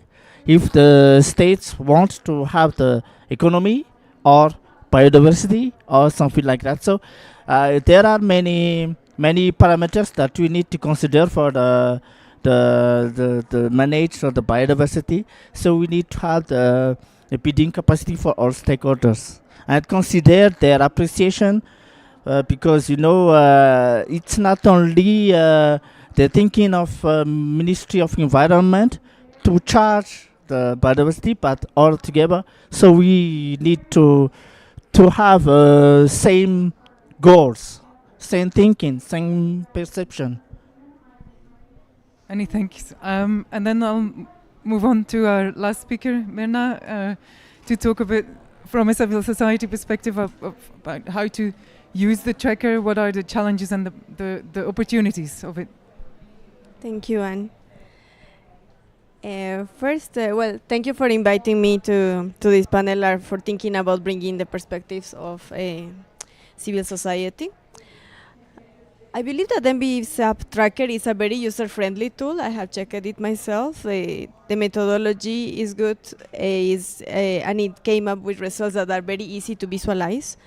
And that is very useful for stakeholders, especially for the ones that we are not super familiar with the process and we have not been since the inception of the NBSAPs, and this whole process can be difficult to navigate. The clearinghouse mechanism page is difficult to navigate for me still, and I can imagine for youth or indigenous peoples that have never gone through this, it's very difficult to assess. It is also very easy to visualize and make comparison between countries, and that is something that is very difficult to make otherwise, because you can assess your own NBSAPs, but nobody has the time to go through the NBSAPs of so many other countries and try to see which is more ambitious, which is not, which one have a human rights-based approach and which hasn't, or even like evaluate which has done better. That is something that is very useful to have. I think that about people that can use it, definitely the people that is doing still the NBSAPs that didn't do the homework yet will find this tool very useful. But also the ones that want to understand in civil society how our countries are doing, or how our countries that are doing well, we can use this information to put pressure on our own countries and say, look, this country, the neighbor, did such a good job in a human rights-based approach, so how can we implement something similar? How can we demand our governments to perform better when they are developing and updating their national targets? That will be very useful. And even when there are targets and methodologies that are very different from country to country, because it is not mandatory to adopt exactly the JBF global targets. So I have seen, for example, that Cuba has a target on forest fires. That's none of the JBF targets, but it's so useful to have. In Bolivia, we are living a human and a nature crisis due to forest fires. We lost 10 million hectares in like 3 months. That's the size, similar to the size of Cuba, that we lost just this year due to forest fires. So I would say that we desperately need a national target on forest fires, and it is possible. I saw that Cuba did it. So I think that these kind of comparisons are very useful. And we can definitely use it as civil society to do more capacity building, to do comparison, to pressure our governments, but we will probably also need to develop our own methodologies and assessments of the NBSAPs. We saw that the youth, for example, the Global Youth Biodiversity Network, did their own analysis of the NBSAPs, just focusing on intergenerational equity. So they did an analysis and comparisons of which countries are integrating intergenerational equity as a principle and in the targets of their own national biodiversity strategies and action plans. And from civil society organizations, we will have to see which are our priorities. My organization focuses more on fall solutions, or seeing how the meaningful engagement will perform in the development of the NBSAP, so we will probably have to prioritize these things and do a similar assessment. So thank you for giving us more homework, but in the good sense that you're giving a tool that is giving a good example on how we should move forward.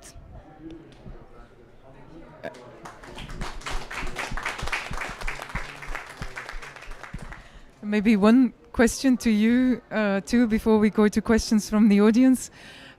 You've talked about other analysis of NBSAPs next to WWF's tracker. There's of course also the work that the Secretariat does to compile NBSAPs. And do you see that as a challenge, that there's different analysis around, and from a civil society perspective, like for your own country, for example, is that a challenge if you have to combine all these different analyses? I don't think so.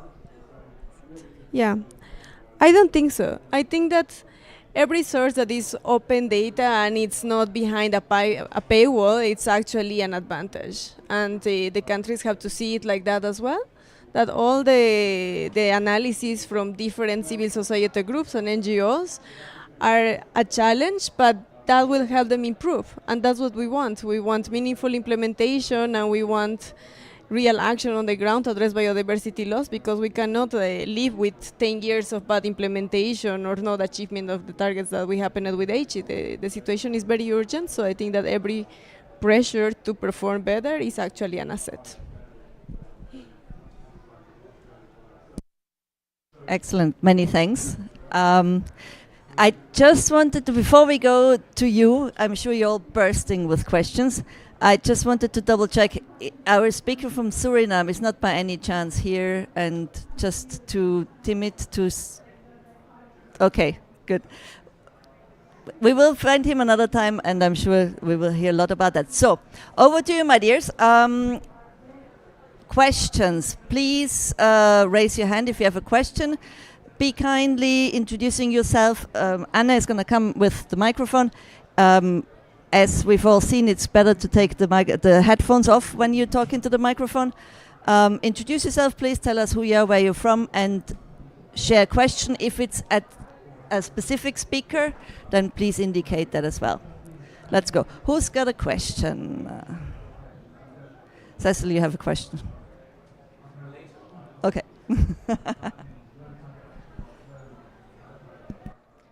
Hello. No? Can you hear me? Yeah? Oh, perfect. I have actually a question for France. I quite enjoyed reading your MBSAP, and one of the things that really stands out relative to other countries is that you've managed to get buy-in from presidential level. Take this off, and I think I know why. The question is, well, thank you for the NBSAP tracker. It's a very interesting tool. I wanted to ask you if you envisioning it contributing to the global analysis and review, and if yes, how?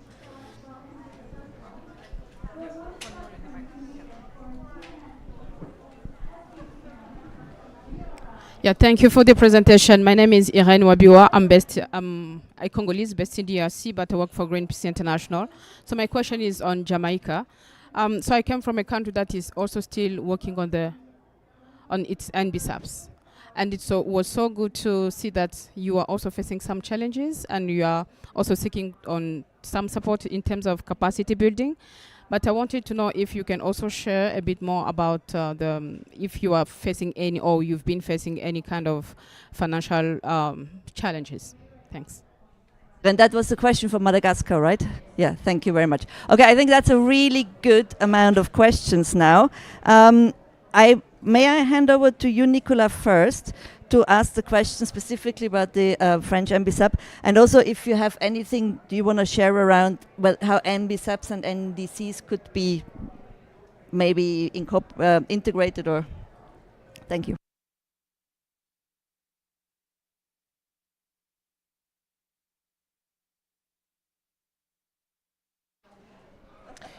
Yeah, thank you very much for these questions. And indeed, it feels like a very important subject, even during SBI 5, on the whole of government and whole of society approach, so the whole of government 1.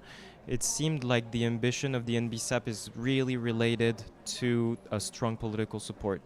So it's a bit hard for me to answer about everything, because I was not even there during the development of the NBSAP, so I'm so sorry about it. But first of all, even though there's no political support on a national level, there are still existing mechanisms on international or European levels. First, COP15 adopted a very ambitious plan, so the GBF, and as a result, this is something that stays even though you're changing presidents or prime ministers. This stays and remains, so we can rely on this, first of all, because that means that 196 parties have agreed to implement this plan. But on the other hand, now at the national level, we actually benefited a lot from the strong support of our prime minister, especially in 2022 during the development of the NBSAP. And as a result, this led to the creation of the General Secretariat for Ecological Planning, which still exists today. And this General Secretariat ensures that national environmental strategies work as a whole and gathers all relevant ministries on them. And in addition to that, it also organizes regional COPs. So just like the COP we have nowadays, right now, we have regional COPs that gather all stakeholders and that try and make some kind of roadmap for 2030 around the issues of environment in general. So there's biodiversity, but there's also energy, climate, housing, transportation, whatever. So thanks to this strong support in this particular context 2 years ago, we now have a strategy that is very ambitious, and the national government cannot really change anything about it, even though it's changing over time. So that was, it's always related to people, actually, because if you have a prime minister very involved, that leaves you with less difficulties in the implementation. So we had strong support on that side. On the question related to NDCs, yes, there is a link between NDCs and NBSAPs. So I'm not working in the Directorate for Energy and Climate, so I don't know necessarily all the information of our NDC, but the NBSAP actually, the French NBSAP gathers the objectives of many different strategies or plans that we have made in France, so both on the energy and health especially.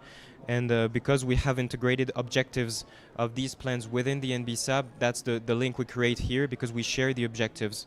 I have some examples in mind. The first one is that we have in the objectives of the NBSAP the development of a national plan for climate change adaptation. So this is one of our objectives, and it will be published very soon. It's actually for consultation right now. And we also have, for instance, regarding carbon sequestration, we have the objective to plant 1 billion trees in the NBSAP, which is related to the NDC2. So that means we share objectives between these documents to create linkages and connections. And there's also a whole action related to the impact of climate change on biodiversity within the NBSAP, in order to show that these themes, these topics, are really interrelated. So thanks a lot, Nicola. Can I pass on to Sahobi for the question about the Madagascar experience that we had, please? Yeah, for the Madagascar experience, we have organized many workshops for the capacity building for each stakeholders, public sector, private sector, civil social organization, youth, and local community. And there are some difficulties, because all of the information that we can share, especially for the new targets, it's an idea. They can't know really what's really the definition of each target for the indicators. So we need to have a building capacity for each stakeholders, and we need more capacity to work with the scientific researcher, because we have a lack of scientific, and for the access of database, it's really a problem, because almost of the database for biodiversity is not in Madagascar, but in the world. So we need to have the access of those information, and to capitalize this information for the activities for conservation, activities for use of biodiversity, activities for the economy. And one of the challenges that Madagascar faces, we have a lack of financing, especially for implementation of this new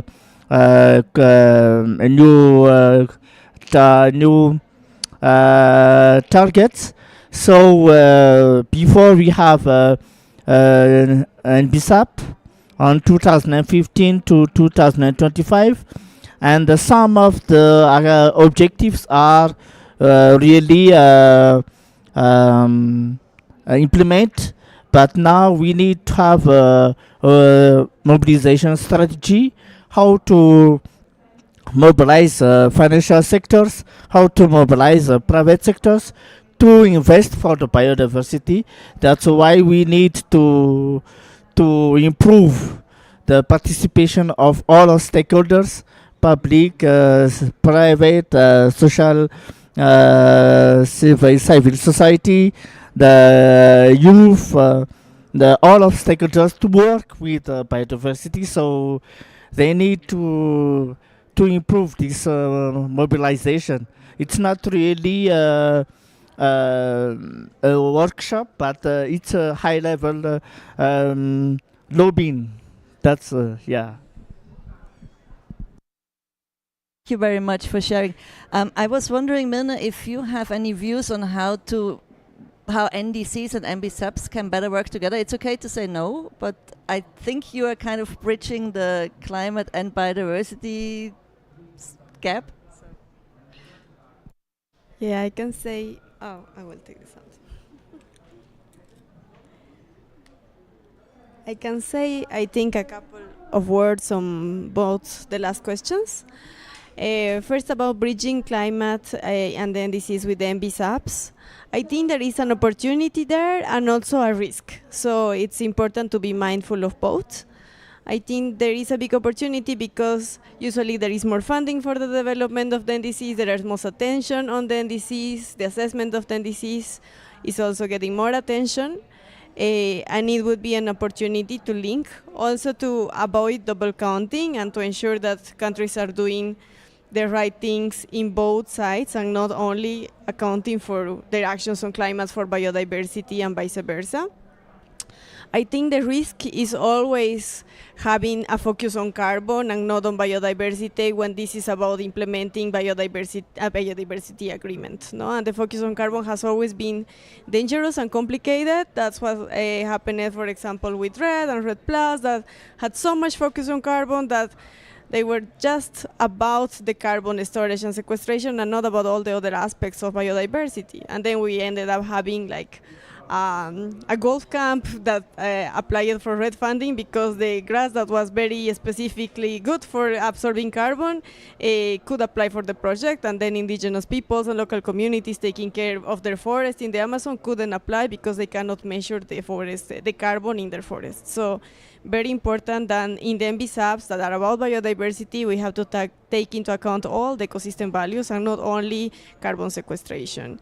That's my 2 cents on that. And on the question about funding for governments, I know I am not a government representative, but I am from Bolivia, and we have a close relationship with the government, and we know from the first hand that they want to involve civil society, but they don't have the funding. It's just very limited what they have.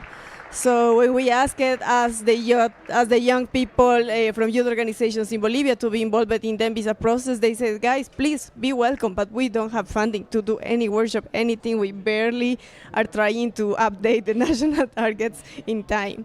So as youth, we had to get our own funding to do a workshop with the government and get youth from other organizations and do a workshop with the government. So the government representatives came and we did something together. But there is also a big gap there to involve the stakeholders. A lot. Thanks a lot. There was also a question to WWF, which I'm going to try to answer real quick. So thank you for the compliment first. I'm happy you like it. I would not necessarily expect that our tracker will be included or integrated in the official assessment by the Secretariat, because I guess then they would have to include everything. We are of course very open to that. We wouldn't mind at all, but I would not necessarily expect it.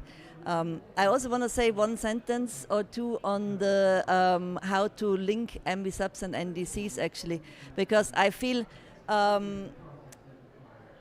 Susanna Mohammed says it very well, and WF thinks so too, that actually where the synergies, which is something that's being discussed a lot here, the synergies where they really matter is at the level of implementation. So that's where the rubber hits the road, and life does not happen in silos, therefore it makes sense to integrate and find synergies in implementation, and that's at the level of NDCs and MBSAPs. If we look ahead on timelines and timeframes, 2025, 2030, there are good opportunities where countries can actually look across the different plans. There would be also another plan for the UNCCD, for example, so if you want to get all the 3 Rio sisters together. And yes, I think that's the place where you want to really look for synergies and how to benefit and capitalize on synergies.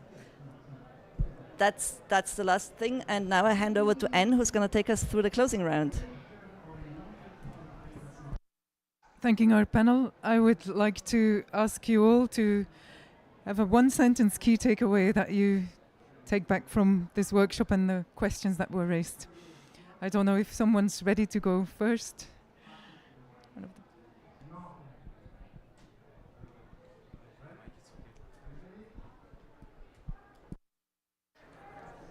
Yeah, the very last subject about the interlinkages between, yeah, so sorry. The interlinkages between NDCs and NBSAPs. This is a real question. It was a bit hard for me to answer because it's like the core of the subject today, and we, as you said, it's about the implementation. And there's something I didn't say. It's that our ministry now has a very long name, which is ecological transition, energy, climate, and risk prevention.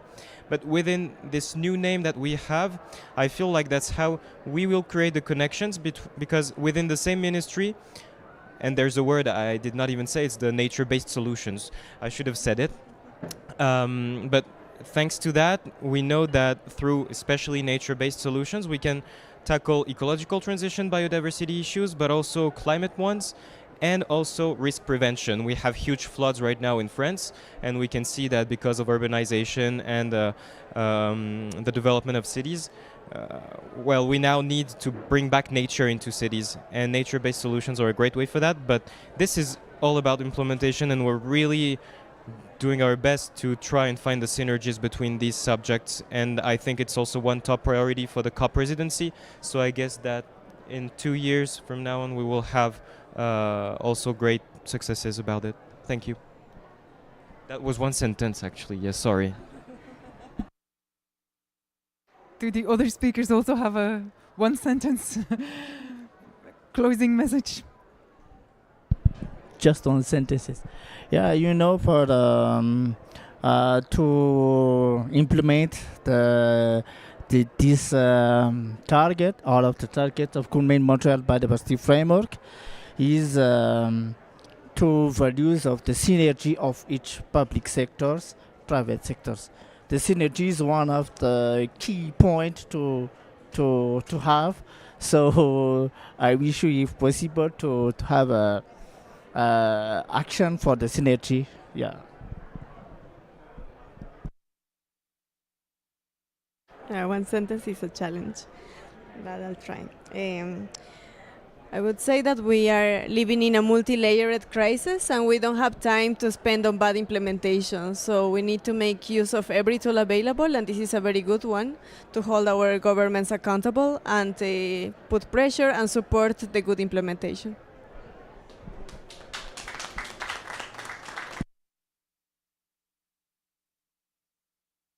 And apologies for running slightly over time. The event next door clearly did finish on time. Yeah, thank you all for coming and for your interesting questions.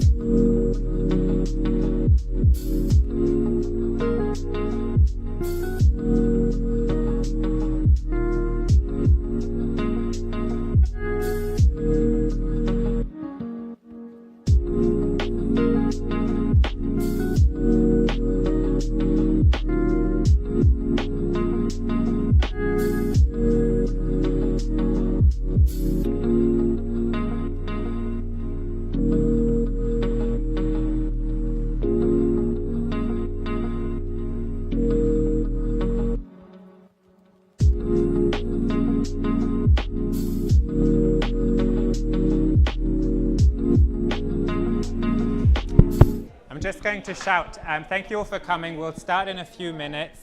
We have heard that a few people are a bit confused about location, so we'll just give them a few more minutes. And then we'll get kicked off. Thank you for coming. Oh.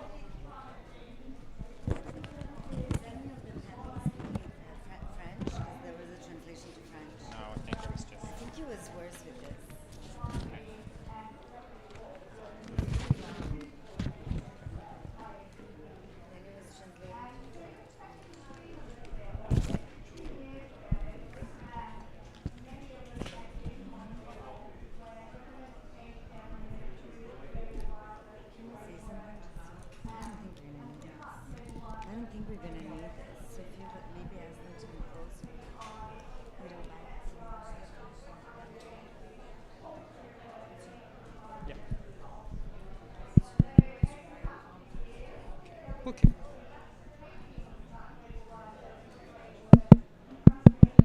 Is it on? Oh, right. Okay. Hello, everyone. Welcome in. We're quite a small crowd, so I would invite you all to just come forward. We're probably going to have a bit more of a discussion and conversation. So it's great to have you closer with us. Thank you for joining us. I know it's a very busy day.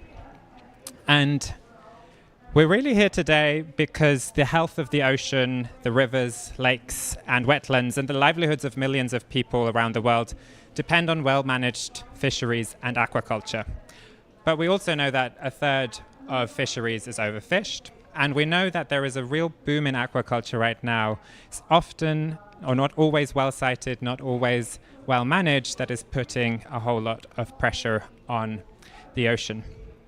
So right now we're facing a situation where the harvesting of wild fisheries and aquaculture is one of the drivers of biodiversity loss that we need to address.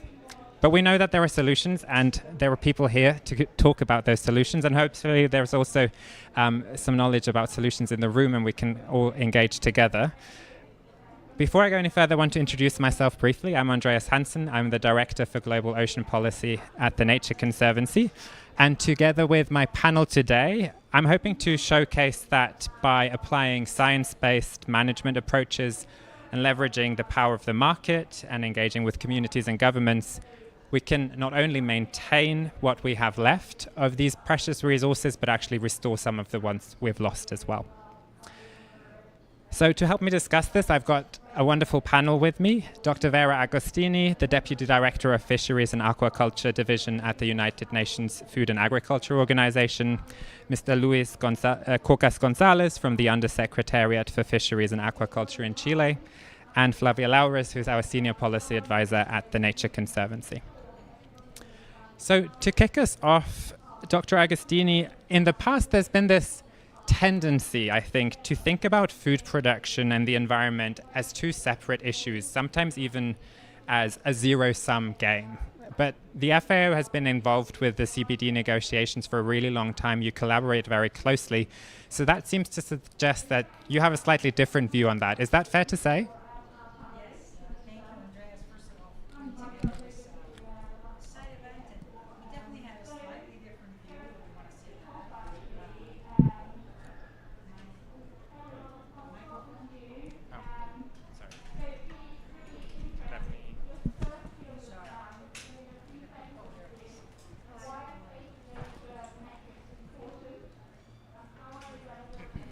Sorry about that. Can you hear me now?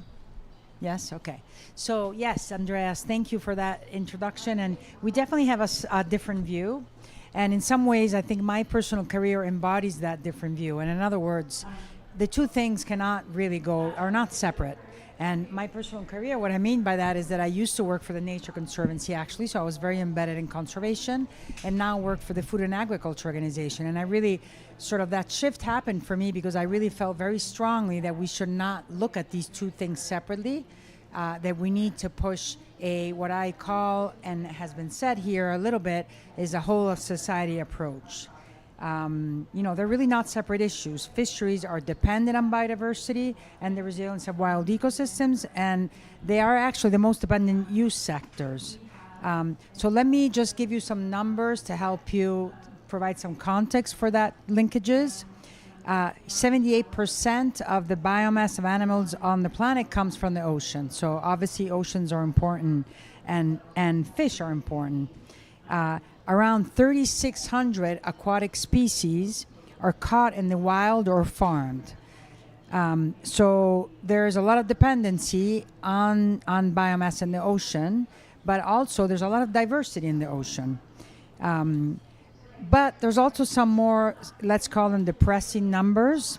There's a high and growing prevalence of hunger and malnutrition in the world. 733 million people faced hunger in 2023. And we are estimating that in 2030, 582 million people will be chronically undernourished. So those are pretty daunting numbers. Now, it's clear that conserving aquatic ecosystems is essential for sustaining the communities that rely on them for food and livelihoods. So we strongly believe that aquatic foods can help meet the challenges of global food security and nutrition, but also to help contribute to environmental sustainability. But to do this, we need to transform the sector, and this is where FAO is very focused on. We want to catalyze investments and policies to support healthy ecosystems and to sustain livelihoods and food security. And this is called our Blue Transformation Vision. So really, in our view, producing aquatic food doesn't have to come at the expense of the environment. And, you know, I'm going to end some thoughts on this question you just asked, Andreas, just to kind of highlight for people that our strategic framework has what we call the 4 betters. Better production, of course, better nutrition, of course, but also better environment and better life. So clearly, we see all those things as really integrated, and we work with the CBD parties and the Secretariat to really show that they don't have to be separate. So yes, we have been pushing back against that. Andreas, thank you for that question. And I'm so glad you have, because I think something a colleague of mine often says is fish are biodiversity. And sometimes we talk about them as if they somehow are not, that food is not biodiversity. And so bringing these conversations together and the work that the FAO is doing to do that, I think is invaluable. I'm going to go to Mr. Corcas next. Can I ask you to share some of Chile's experiences on this? Because Chile is a member of the high-level panel for a sustainable ocean economy, and that panel has really made a push for 100% sustainable management of EEZs in the last few years. That's also a more holistic and integrated take on food, biodiversity and climate, isn't it?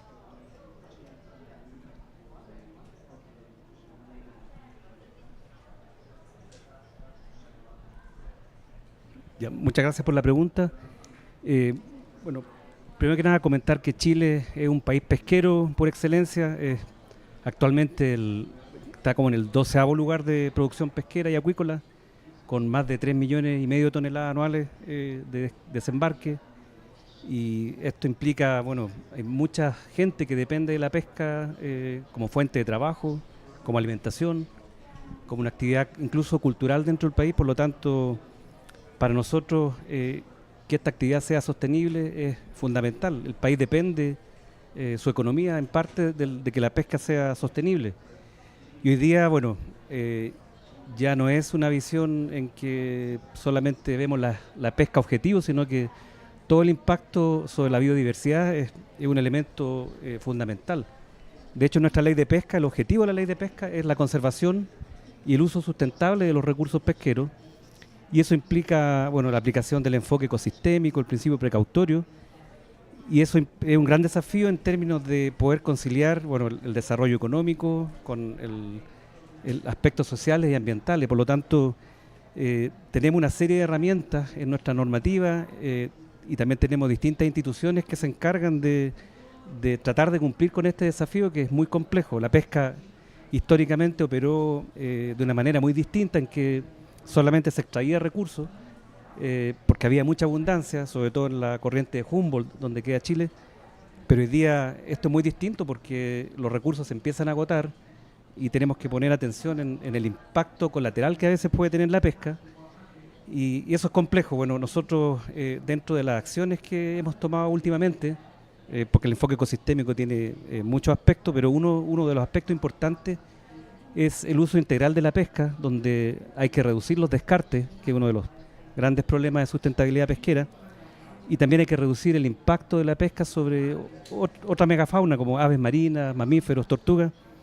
Y bueno, tenemos una ley que el año 2012 se encarga de estos problemas y bueno, iniciamos un diagnóstico global de todas las pesquerías para ver bueno, qué tan grave era el problema, para luego establecer medidas obligatorias para todas las pesquerías que buscan reducir el descarte y la pesca incidental. Y finalmente ya hacia el año 2020, considerando todos los desafíos que implica controlar las buenas prácticas en el mar, se incorporaron sistemas de monitoreo electrónico a bordo de todas las flotas industriales para velar que se cumplan las normas de descarte y pesca incidental. Entonces, vemos como resultado hoy día que por lo menos el descarte y la pesca incidental ha bajado significativamente y por lo tanto o sea, el impacto sobre esa parte de la biodiversidad está bajo control, pero ciertamente nos quedan desafíos grandes en las flotas artesanales, donde son más de 13.000 embarcaciones que operan en Chile, desde embarcaciones muy pequeñas hasta otras más grandes, pero en ese sector hay que generar cambios, hay que hacer un diagnóstico y es complejo, es un sector de difícil acceso muchas veces, que tiene una visión distinta de la pesca y por lo tanto ahí el trabajo más que técnico es un trabajo social en el cual hay que atraer al pescador a estos temas que son emergentes, que son nuevos y no como algo impositivo, sino que en conjunto construir las soluciones a problemas que tengan que ver con biodiversidad. Bueno, y finalmente quería comentar que si bien nuestras instituciones pesqueras desde hace mucho tiempo tienen la misión de velar por la conservación, recientemente en el año 2023 se aprobó una ley que crea el Servicio Nacional de Biodiversidad y Áreas Protegidas, que va a ser un organismo único del Estado que se va a encargar de la conservación de la biodiversidad dentro de las áreas protegidas. Y bueno, el objetivo de este nuevo servicio, que va a trabajar en conjunto con las instituciones que ya estaban en el país, es proteger la biodiversidad a través de la preservación, la restauración y el uso sustentable de los recursos pesqueros, o sea, los recursos biológicos y su ecosistema. Ese es un camino largo porque todavía hay que generar una serie de reglamentos que permitan implementar esta ley, pero ya por lo menos está creado este servicio de biodiversidad que va a complementar el trabajo que ya hacíamos las otras instituciones y va a concentrar en una única institución la gestión de las áreas marinas protegidas, que hasta ahora era por lo menos 4 o 5 ministerios distintos que tenían gestiones dispersas y por lo tanto esto va a ser más eficiente la gestión de la biodiversidad. Eso, gracias. Thank you very much. As a former government employee, I can attest to the value of having all of those agencies in one.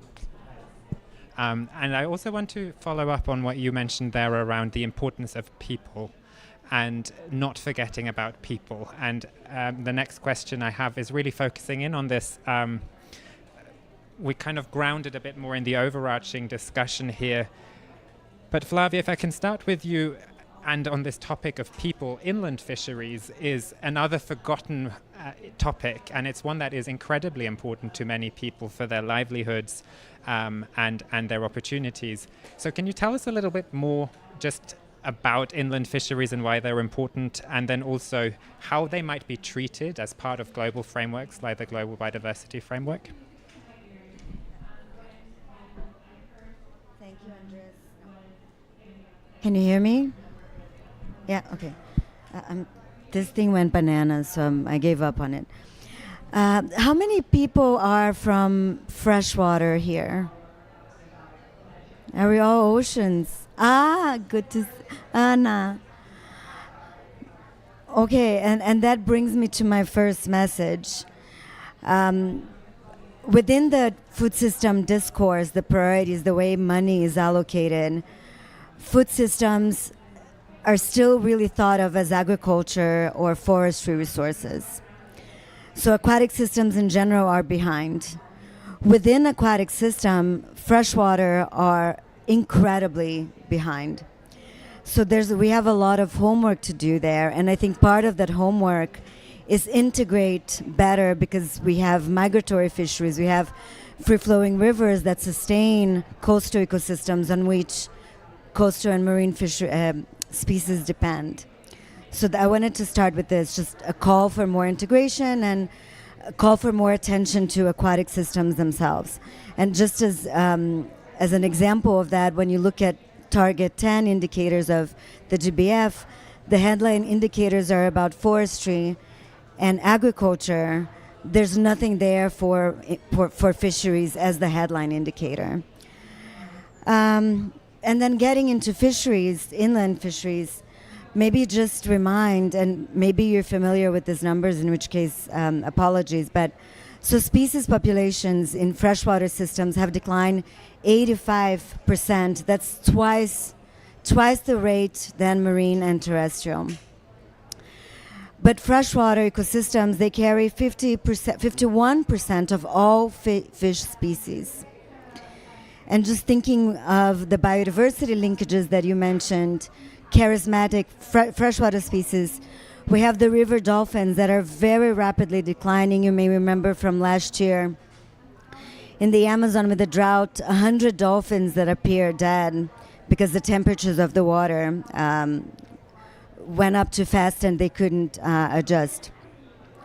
We have 263 species of turtles. I think marine has 6 or 4. Freshwater fisheries has 40% of global fish protein. And why is this so important in the HJ discussions today? Because this 40%, this amount, is especially for the most vulnerable and in low income and food deficit countries. It's more than 122 billion contribution to the global economy, 60 million jobs. So it's not a small thing. It's not something that we can't keep overlooking.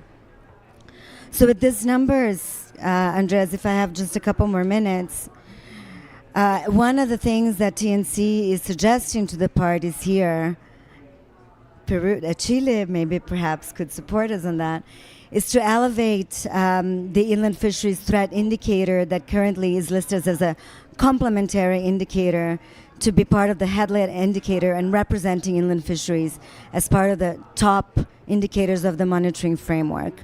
Not a new indicator, one that's already there, but bringing it up. And why is this so important? Because we've been revising the national targets as they come in, and none of them so far, when they talk about fisheries, some of them talk about inland fisheries, but they don't capture a freshwater fisheries specific indicator, much less the one that our scientists are recommending as the path to go for measuring progress in this regard. And then for aquaculture, it's not even for marine. There's just nothing there. And so we need more work in that area as well. From my perspective, is a huge problem in the Amazon is rapidly going in Brazil, and the legislation has not caught up. The measuring systems have not yet caught up.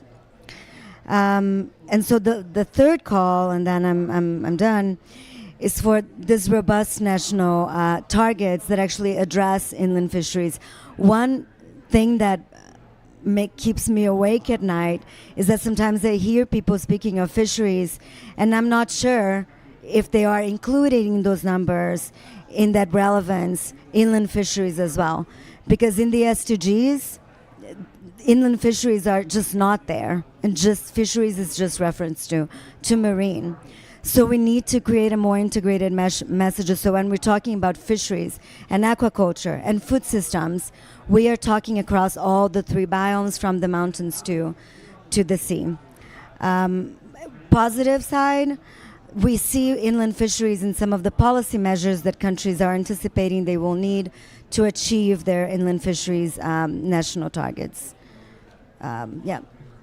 Well, I think we've just had a very good argument for why integration is really important. Not only integration of food and biodiversity, and when we're talking about food, not just agriculture and forestry, but also fisheries and aquaculture. But even within that we break down these silos that exist between the ocean and freshwater and bring all of those conversations together and then into the frameworks and plans that countries are looking at. And I think we've talked quite a bit about fisheries, and there I want to bring in aquaculture. We've just mentioned it here. In the recent Sophia report, State of the World's Fisheries and Aquaculture, we really saw that aquaculture is having a booming time. It's, I think, the first time that aquaculture has surpassed fisheries in terms of production.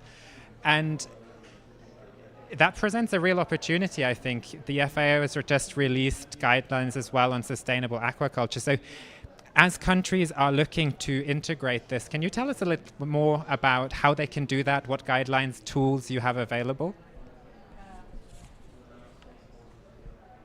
Yes, happy to. But before I do that, I do want to say that I fully agree with a colleague on freshwater fisheries, and we also see those lacks in the policy frameworks. So we should have a discussion on this, and I plan to actually talk to one of your colleagues, Silvia Benitez, when she arrives, because I agree they're under-addressed, and we don't look at them enough and include them. So we're also doing work on that. So we should talk about partnering. But anyway, when it comes to aquaculture, really, basically, yes, you're correct, Andreas. There's been the first time this year it has surpassed capture fisheries, and I can give you a number, 94.4 million tons in 2022. That was the year that it surpassed capture fishery. So we're really looking at aquaculture as a way to meet the increasing demand for aquatic foods. As somebody, though, that also manages our capture fisheries work, I'll say that I think we need to look at inland fisheries as well, much more, but that's an aside. So what is our vision for the aquaculture and the aquaculture sector? We really want to, foster a sector that contributes to a world free from hunger and to equitable improvement of living standards of all actors in its value chain, in the value chains. But of course, when we say that, it immediately begs the question, which many people ask, is, yes, okay, but what does sustainable aquaculture look like? As you know, there are a lot of concerns around aquaculture. We know the problems. There are definitely not elephants in the room for us. We're very clear on that. And I'm not going to take your time, Andreas, from the panel listing what those concerns are, but I think many people are familiar with those. So basically, knowing that, how do we expand and intensify the aquaculture sector but avoiding these problems? That is really the challenge. So we, as Andreas mentions, are putting forward the Global Sustainable Aquaculture Guidelines as a solution because we don't think that producing food needs to come at the expense of the environment. And the GSA, that's the short for Global Sustainable Aquaculture Guidelines, really embodies a lot of this work. It outlines technical recommendations ranging from governance and planning, sustainable resource use, social responsibility, decent work and gender equality, market access and trades, all kinds of things are in the guidelines. And of course, the GSA also rests on guiding principles of holistic and integrated approaches, environmental conservation. All of that is a cross-cutting theme across the guidelines.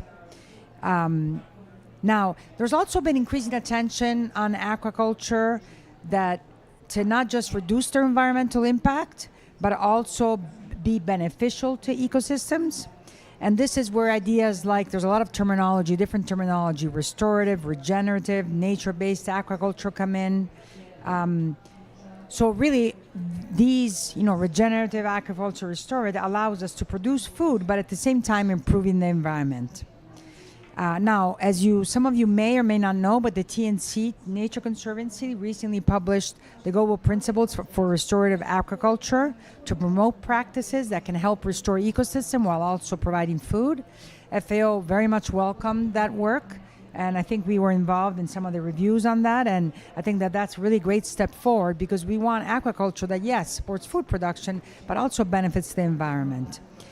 We're definitely supporting that message in addition to collaborating with Nature Conservancy on that. We had one of our governing bodies, the COFI Subcommittee on Aquaculture. We included a session on seaweeds and microalgae as two demonstration of how aquaculture can, yes, contribute to food production, but also support and benefit the environment. So in conclusion, I just want to say that that train has left the station. Aquaculture will continue to grow. You know, resisting it, pushing back on it is just not, it's not really going to get anywhere. I remember when I first joined Nature Conservancy, which was years and years ago, I was very skeptical about aquaculture myself. But then I realized in the years, you know what, that train has left the station. We really need aquaculture. So I think we all just need to participate, come to the table to figure out positive ways to develop aquaculture. And this is what we're committed to do. And, you know, we want other partners like Nature Conservancy to help us do that. Thank you. And I think we've just found some partnership opportunities, which I'm very excited about. Join everyone else to join the partnership on this as well. I think the message around the train has left the building is a really important one, because I think we have a real opportunity to do something we rarely have, which is, of course, the aquaculture sector is mature in some places, but in many places it's only starting, and it's giving us an opportunity to actually do an environmental leapfrog, to skip the part of the industry where it's not sited well, where we're not producing the good types of species, but where we jump straight to a restorative set of practices, and that is a really exciting prospect. To close us out, I want to come back to fisheries, and specifically a little bit on the large-scale fisheries, and I know that those are particularly important for Targets 5, for Target 9 and 10 in the Global Biodiversity Framework. And Mr. Kolkes, you've spoken a little bit about this, but I would love to hear a bit more about Chile's really pioneering work when it comes to electronic monitoring as an approach to make large-scale fisheries more sustainable.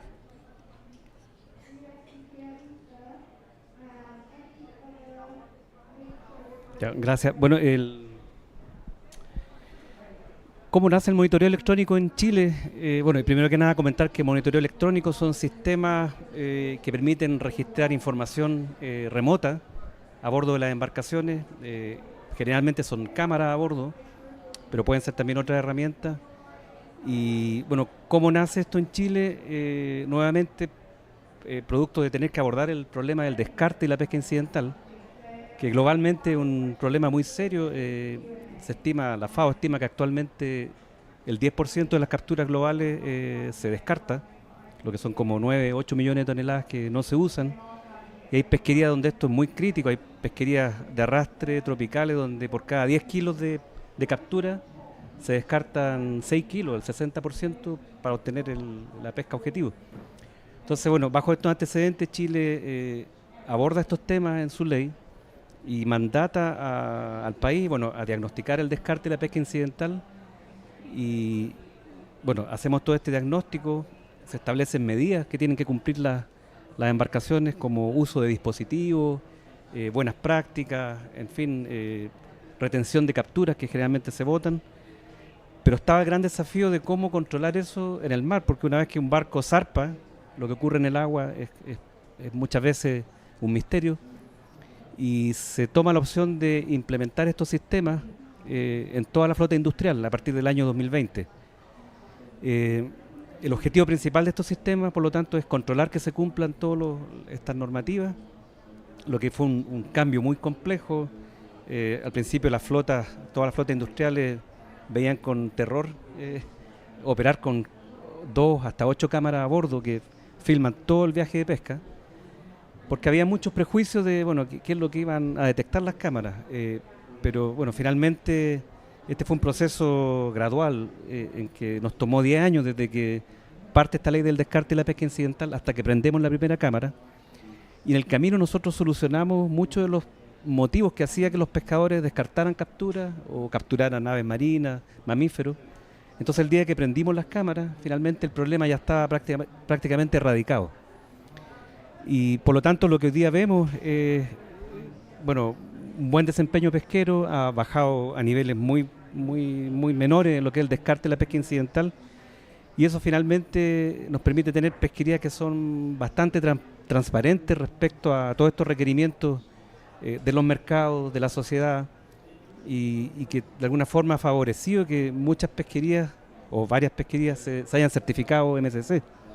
Entonces es un proceso virtuoso que finalmente nos permite haber resuelto un problema que en otros lugares del planeta es todavía muy grave. O sea, hablaba del descarte, que son como el 10% de las capturas que se descarta, pero la pesca incidental de aves, mamíferos y tortugas son niveles, números casi muy terribles. Al menos 1 millón de aves marinas se capturan anualmente en las operaciones pesqueras, y hay muchas especies de aves o de mamíferos que ya están en estados complicados de conservación, producto de cambio climático, degradación de hábitat, contaminación. Entonces, si a ese factor sumamos la pesca incidental, el cóctel es fatal. Entonces, por lo menos ya resolvimos nosotros el problema, o lo tenemos bastante abordado en las flotas industriales. Ahora nos comentaba que nos queda el gran desafío de las flotas artesanales, donde ahí hay desafíos sociales, técnicos, económicos. Estos sistemas no son de bajo precio, implican costos que por lo tanto tenemos que investigar cómo abordamos eso. Si puede ser a través de subsidios o alguna otra estrategias, pero ya partimos del trabajo de implementación de estos sistemas y esperamos tener éxito en unos 3-4 años más en un proceso gradual. Y finalmente, bueno, estos sistemas en casi todo el mundo fueron creados para controlar a las flotas pesqueras, pero nosotros hemos detectado que, aparte de ser una muy buena herramienta de control, son una muy buena herramienta de obtener información, más que controlar, sino que información que puede ser utilizada en el manejo pesquero. Y hoy día, bajo todas las demandas que hay de un manejo sustentable, de velar por la biodiversidad, se necesita mucha información. Sin datos, sin ciencia, es difícil progresar. Y esta herramienta, el monitoreo electrónico, es una alternativa eficiente, porque hay muchas flotas pesqueras donde es muy complejo o muy costoso subir a un inspector o un observador científico. Por lo tanto, estos sistemas son una alternativa que hay que explorar. Y ahí yo quería reconocer públicamente el rol de TNC. Nosotros hemos trabajado con ONG en este camino, y recientemente, el año pasado, hicimos el primer proyecto piloto de cámaras en flota artesanal, gracias a un proyecto que financió TNC, y que fue, bueno, en 3 embarcaciones probamos estos sistemas y fue, bueno, resultado súper exitoso, y sobre todo que nos permitió dar ese primer paso, que era operar estos sistemas en flotas artesanales, donde había mucho temor de, bueno, ¿qué va a hacer una cámara arriba de una embarcación? Por temas de privacidad, de confidencialidad. Bueno, hicimos este proyecto, los resultados fueron muy positivos, y bueno, ahora estamos ya en la etapa siguiente, que es empezar a expandir esto a otras flotas, pero un largo camino en el cual, bueno, seguimos trabajando con TNC a todo esto y con otras ONG, porque solamente los esfuerzos del Estado no son suficientes, tanto en cuestiones técnicas como económicas. Se necesita trabajar en conjunto, porque también hay que incorporar no solamente la visión del Estado, que a veces es muy estrecha en algunos aspectos, y cuando uno incorpora a la sociedad civil, ONGs, a los propios pescadores, es mucho más fácil abordar este proceso. Eso, gracias. Thank you very much. I think it's actually really interesting to hear you talk about electronic monitoring and how it really deals with some of these challenges around patrolling and how costly and labor intensive that is. I was at an event just yesterday discussing similar challenges for the implementation of the BB&J High Seas Agreement, and thinking about how electronic monitoring, remote technologies, artificial intelligence can all help with those far distant areas. So it's very fascinating to see this kind of convergence between that conversation and the fisheries one. And I think we have our second recommendation, I think, for NBSAPs in terms of actions to include. Definitely we would encourage countries to consider including targets around electronic monitoring in their NBSAPs. We already have some recommendations around the sustainable siting and management of aquaculture as well. And I want to close with Flavia, if you maybe could add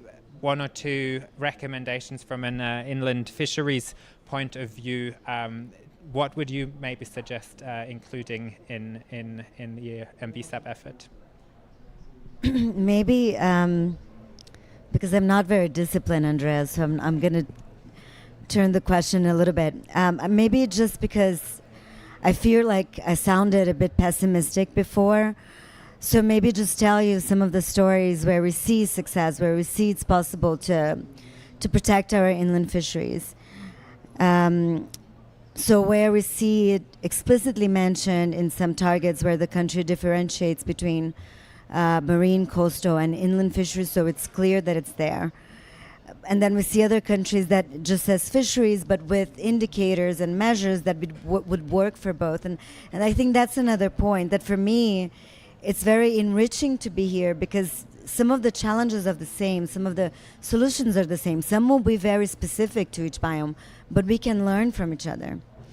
And then we have, for example, Equatorial Guinea, something that is very freshwater, working at the catchment level for spatial planning, so then breeding areas can be protected and aquaculture can be sited properly. New Zealand, talking about cultural, I think you mentioned that, cultural recreational values of our fisheries. And then more in terms of place ground, when we get to implementation, Brazil has this really cool, and I wanted to organize this thoughts by subnational, so something that we're seeing in Brazil, Pará state, not waiting for the federal government, but issuing its own legislation that has been enabling the adoption of management agreements between communities and the government, where standards and parameters for fishing and protection are agreed upon. And we see it hasn't been going for a long time, but we already see very positive impacts through this approach for people and for nature. At the national level, the example of Angola, which is interesting from two perspectives, from how it links in the fisheries code protection and strict protection where fishing is prohibited, and what would be the sustainable development kind of protected areas where communities that actually have the mandate, have the power to work on monitoring and even enforcement, which it would be unthinkable in other places to pass enforcement power from the government to communities. But Angola has that possibility in the national law for fisheries. Tragically, this categories of what could be what we could call literally freshwater protected and conserved areas, none of them have been used. So none of this type of protected and conserved area has been created in Angola. And I think that brings me back to the first point. I don't blame the government of Angola. I blame the fact that inland fisheries just don't get enough attention, so that the Angola could receive the support to work more on their inland fisheries. And then at the transboundary level, which is my passion, because I work a lot of international water law, Lake Tanganyika, which is a major source for inland fisheries, under the Lake Tanganyika Authority, through the Framework Convention for Transboundary Cooperation, the countries there first adopted starting with a fisheries charter that was followed by guidelines, so non-binding but very clearly stated, very robust, on the establishment of joint institution or community-based institutions for management. And that was followed more recently by the Aquaculture Protocol, which is binding, very interesting, a lot of cool provisions there, thinking about aquaculture in an even more complex setting because it's transboundary. And now that they have the protocol, the binding rules, they're working on technical guidelines, which would be more the science side of things. So those are very concrete solutions that we are saying. And before I asked Andrea, and then my final words, I asked Andreas because really to me it's my second time that I find myself surrounded by oceans and coastal colleagues, and I keep going back to that decision, to that message, and that's from a poem. All waters are one, and so are we, descending the mountains in search of the sea. So let's walk the ecosystem approach talk. Let's work better together. My commitment to you is that I'll try to do better, and my invitation to you is that you join us in that effort. Thanks, Andres. Yes. Thank you very much for bringing some poetry to these events. I always think it's very nice when we actually also integrate science with art and with the emotional side that connects us to nature and these ecosystems. It's a very powerful motivator for action. So thank you for bringing that. Before we close, I wanted to just open the room to you all and see whether there are any questions or experiences and expertise that you bring with you that you want to share with the room.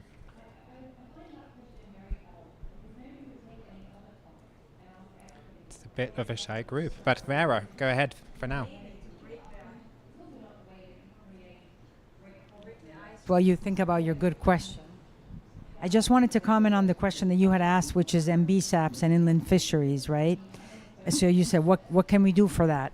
So I want to say that, unfortunately, we're really losing ground on aquatic foods in general for MBSAPs, never mind inland fisheries. You know, half of the GBF targets are on agri-food systems, yet there's very little incorporation of food sectors in the MBSAPs. So I think we really need to think about, you know, my suggestion for that, which is also how to bring in more inland fisheries into the MBSAPs, is that rather than having MBSAPs in the hands of one focal point, which is mostly how it is now, which is usually in the environment ministries, but to really think of task forces to manage the development of those MBSAPs. And the GEF is actually starting to support that in the sense that they've requested some countries to put together those task forces rather than just going through the environment focal point. So I just wanted to, because you asked about MBSAPs and inland fisheries, I think even just getting aquatic food in there is a challenge, food in general. So. No, thank you very much for adding that. And I think it is completely in line with one of the messages we're really carrying at this COP, which is about the importance of mainstreaming and bringing biodiversity into discussions about industrial policy, around sectoral transitions. We need to be talking with the non-environment community, because ultimately that's where the drivers of biodiversity loss come from. And when we talk about mainstreaming, that is across forestry, agriculture, fisheries, aquaculture, the insurance sectors, the financial sectors. And that's really where kind of breaking some of those silos, creating integrated governmental bodies and working groups, I think is powerful. So really appreciate that as a very concrete action actually to include in a plan. Create an integrated body that can deal with this all at once. We gave you some time to think. Does anyone now want to jump in? It's also okay if not, and we can all. But there you go. Thank you very much.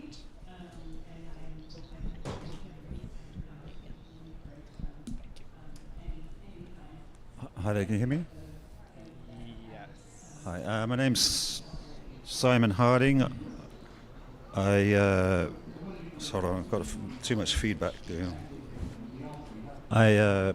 I'm a adjunct research fellow at the University of South Pacific, and a couple of years ago I was working on coastal fisheries, small-scale fisheries, and I found that there's still a lot of cases where there isn't really actual very good monitoring data, so they don't actually know what's happening with the stocks that they're fishing, and I was focusing on coral reefs there. So there's still a big issue, and there needs to be more support for governments to be able to do that monitoring.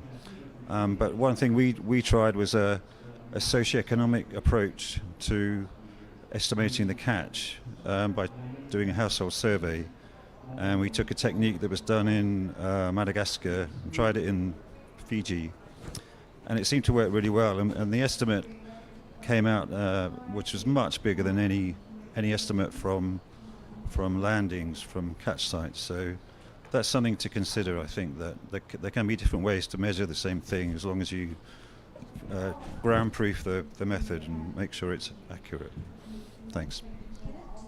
Thank you. Let's go to Vera and then Flavia to respond to that. Sorry, just super quickly. I think that's an excellent point, and I would say that there's not enough data on small-scale fisheries, and there's also not enough data on inland fisheries, and this is why they're not getting incorporated. So I fully agree with you. I don't know if you've heard of Illuminating Hidden Harvest. Have you heard about the Illuminating Hidden Harvest study? Yeah, I've heard about it. Because it would be really interesting to see the approaches that you've tried to look at what approaches that study has tried. We were involved with that with Duke University and the Penang Center, World Fish.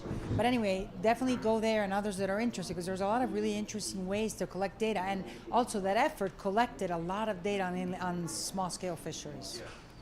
And then just to say that on inland fisheries, one of the biggest challenges, we don't have information on them. So we can be ready to say that they could close the food gap or help, but we don't have enough to really say anything about their status, at least globally. That's a big issue. Thank you very much. And I think that socioeconomic approach also sounds familiar from a TNC point of view. We're working on something called Fish Path, which is about working with communities with the information that is available to then try to manage better, but recognizing that we can't apply these incredibly labor-intensive, data-intensive models in these smaller communities. So really grateful you could bring this.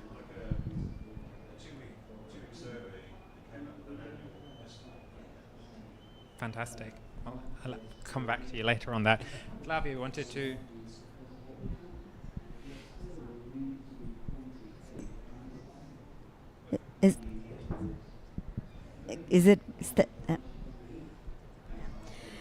No, a very quick comment, because you mentioned mainstreaming, and I think another space that we can do better, and I mean all aquatic foods, is in the climate change space, because ocean does appear there from the impacts on the ocean, but not so much on the fisheries as part of the solution for impacts on food systems. And so, as an example, the Water Day is Water and Agriculture Day, but it should be also Fisheries Day and a freshwater biodiversity. So I think we can also explore better the climate and biodiversity decision that it's being discussed here this week. There's nothing there on aquatic food systems. So we should also think more strategically about how we use the climate space, which is where most of the attention goes, to make the case of why aquatic food systems are so threatened and yet so valuable as a solution for what's coming with climate change.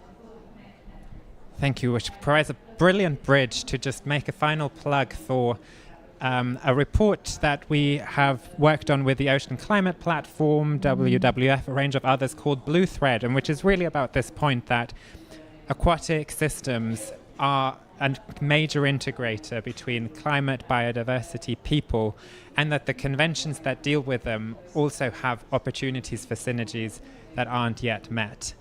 I didn't see any more questions. Alejandro. Thank you. Hi everyone, Alejandro Correa from Chile. I'm gonna take advantage of the technology here, so I'm gonna ask the question in Spanish. Estábamos en un panel recién en el Pavilion de Chile, donde habían comunidades indígenas presentando sobre sus territorios indígenas en el mar que ellos manejan bajo una ley.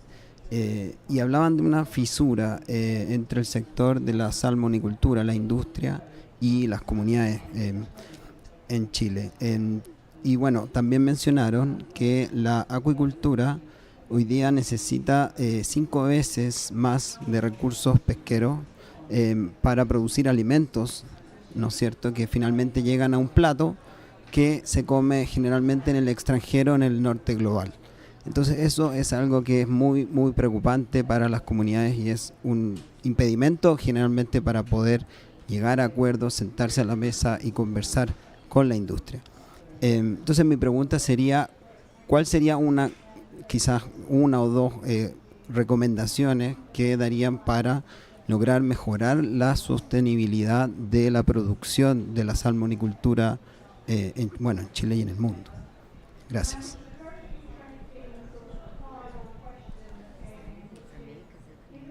Vera, do you want to have a go? I'm happy to go as well. And Luis, I don't know, this was aquaculture, whether you would prefer Vera to take that one. Sí, una pregunta compleja de responder porque, bueno, efectivamente existe esa fisura entre los dos sectores y es complejo, los volúmenes de acuicultura son muy grandes y por lo tanto la demanda por pesca para producir harina también es gigantesca y ahí es un desafío. No sé si la respuesta está en que el alimento sea sustentado por la pesca y tal vez fuentes alternativas de alimentación se ven como una buena opción, porque efectivamente, bueno, para 1 kilo de salmón se ocupan 5 kilos de recursos pelágicos que son de alto valor nutritivo y es como un poco sin sentido capturar un pez para alimentar otro y finalmente es una pérdida importante de energía, de proteínas, pero la respuesta no sé si yo la pueda tener. Creo que en alimento alternativo puede ser una opción, pero depender de la pesca para alimentar salmones a los volúmenes que se hace no sé, muy complejo. No sé si alguien del panel tiene una respuesta mejor, pero no es mi área de expertise también, pero eso es lo que se me ocurre. I think that was an excellent first answer, and I'm going to pass it on to Vera to supplement. So I don't know enough about the Chile problem, meaning I haven't worked in Chile, but I can tell you that what you just talked about is a big problem in many places of the world. And it's a very complex picture, as you were saying. So I think the answer I know it sounds very simple, but it does lie in alternative feed. So moving away from, using whole fish for feed.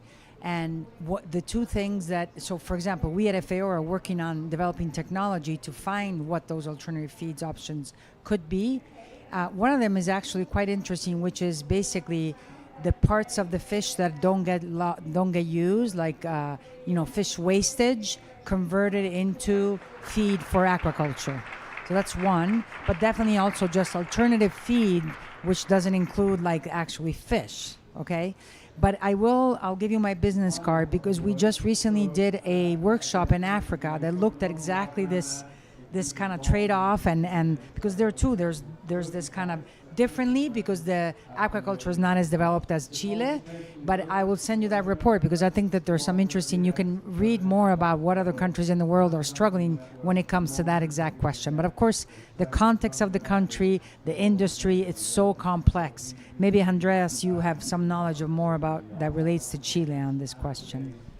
I will just close by saying I think it's a really good question to advertise actually the guidelines because it comes back to, yes, feed and changing the feed. It also comes to siting and where this aquaculture takes place. It comes to the level of intensity because there is guidelines about what level of intensity restorative aquaculture can have.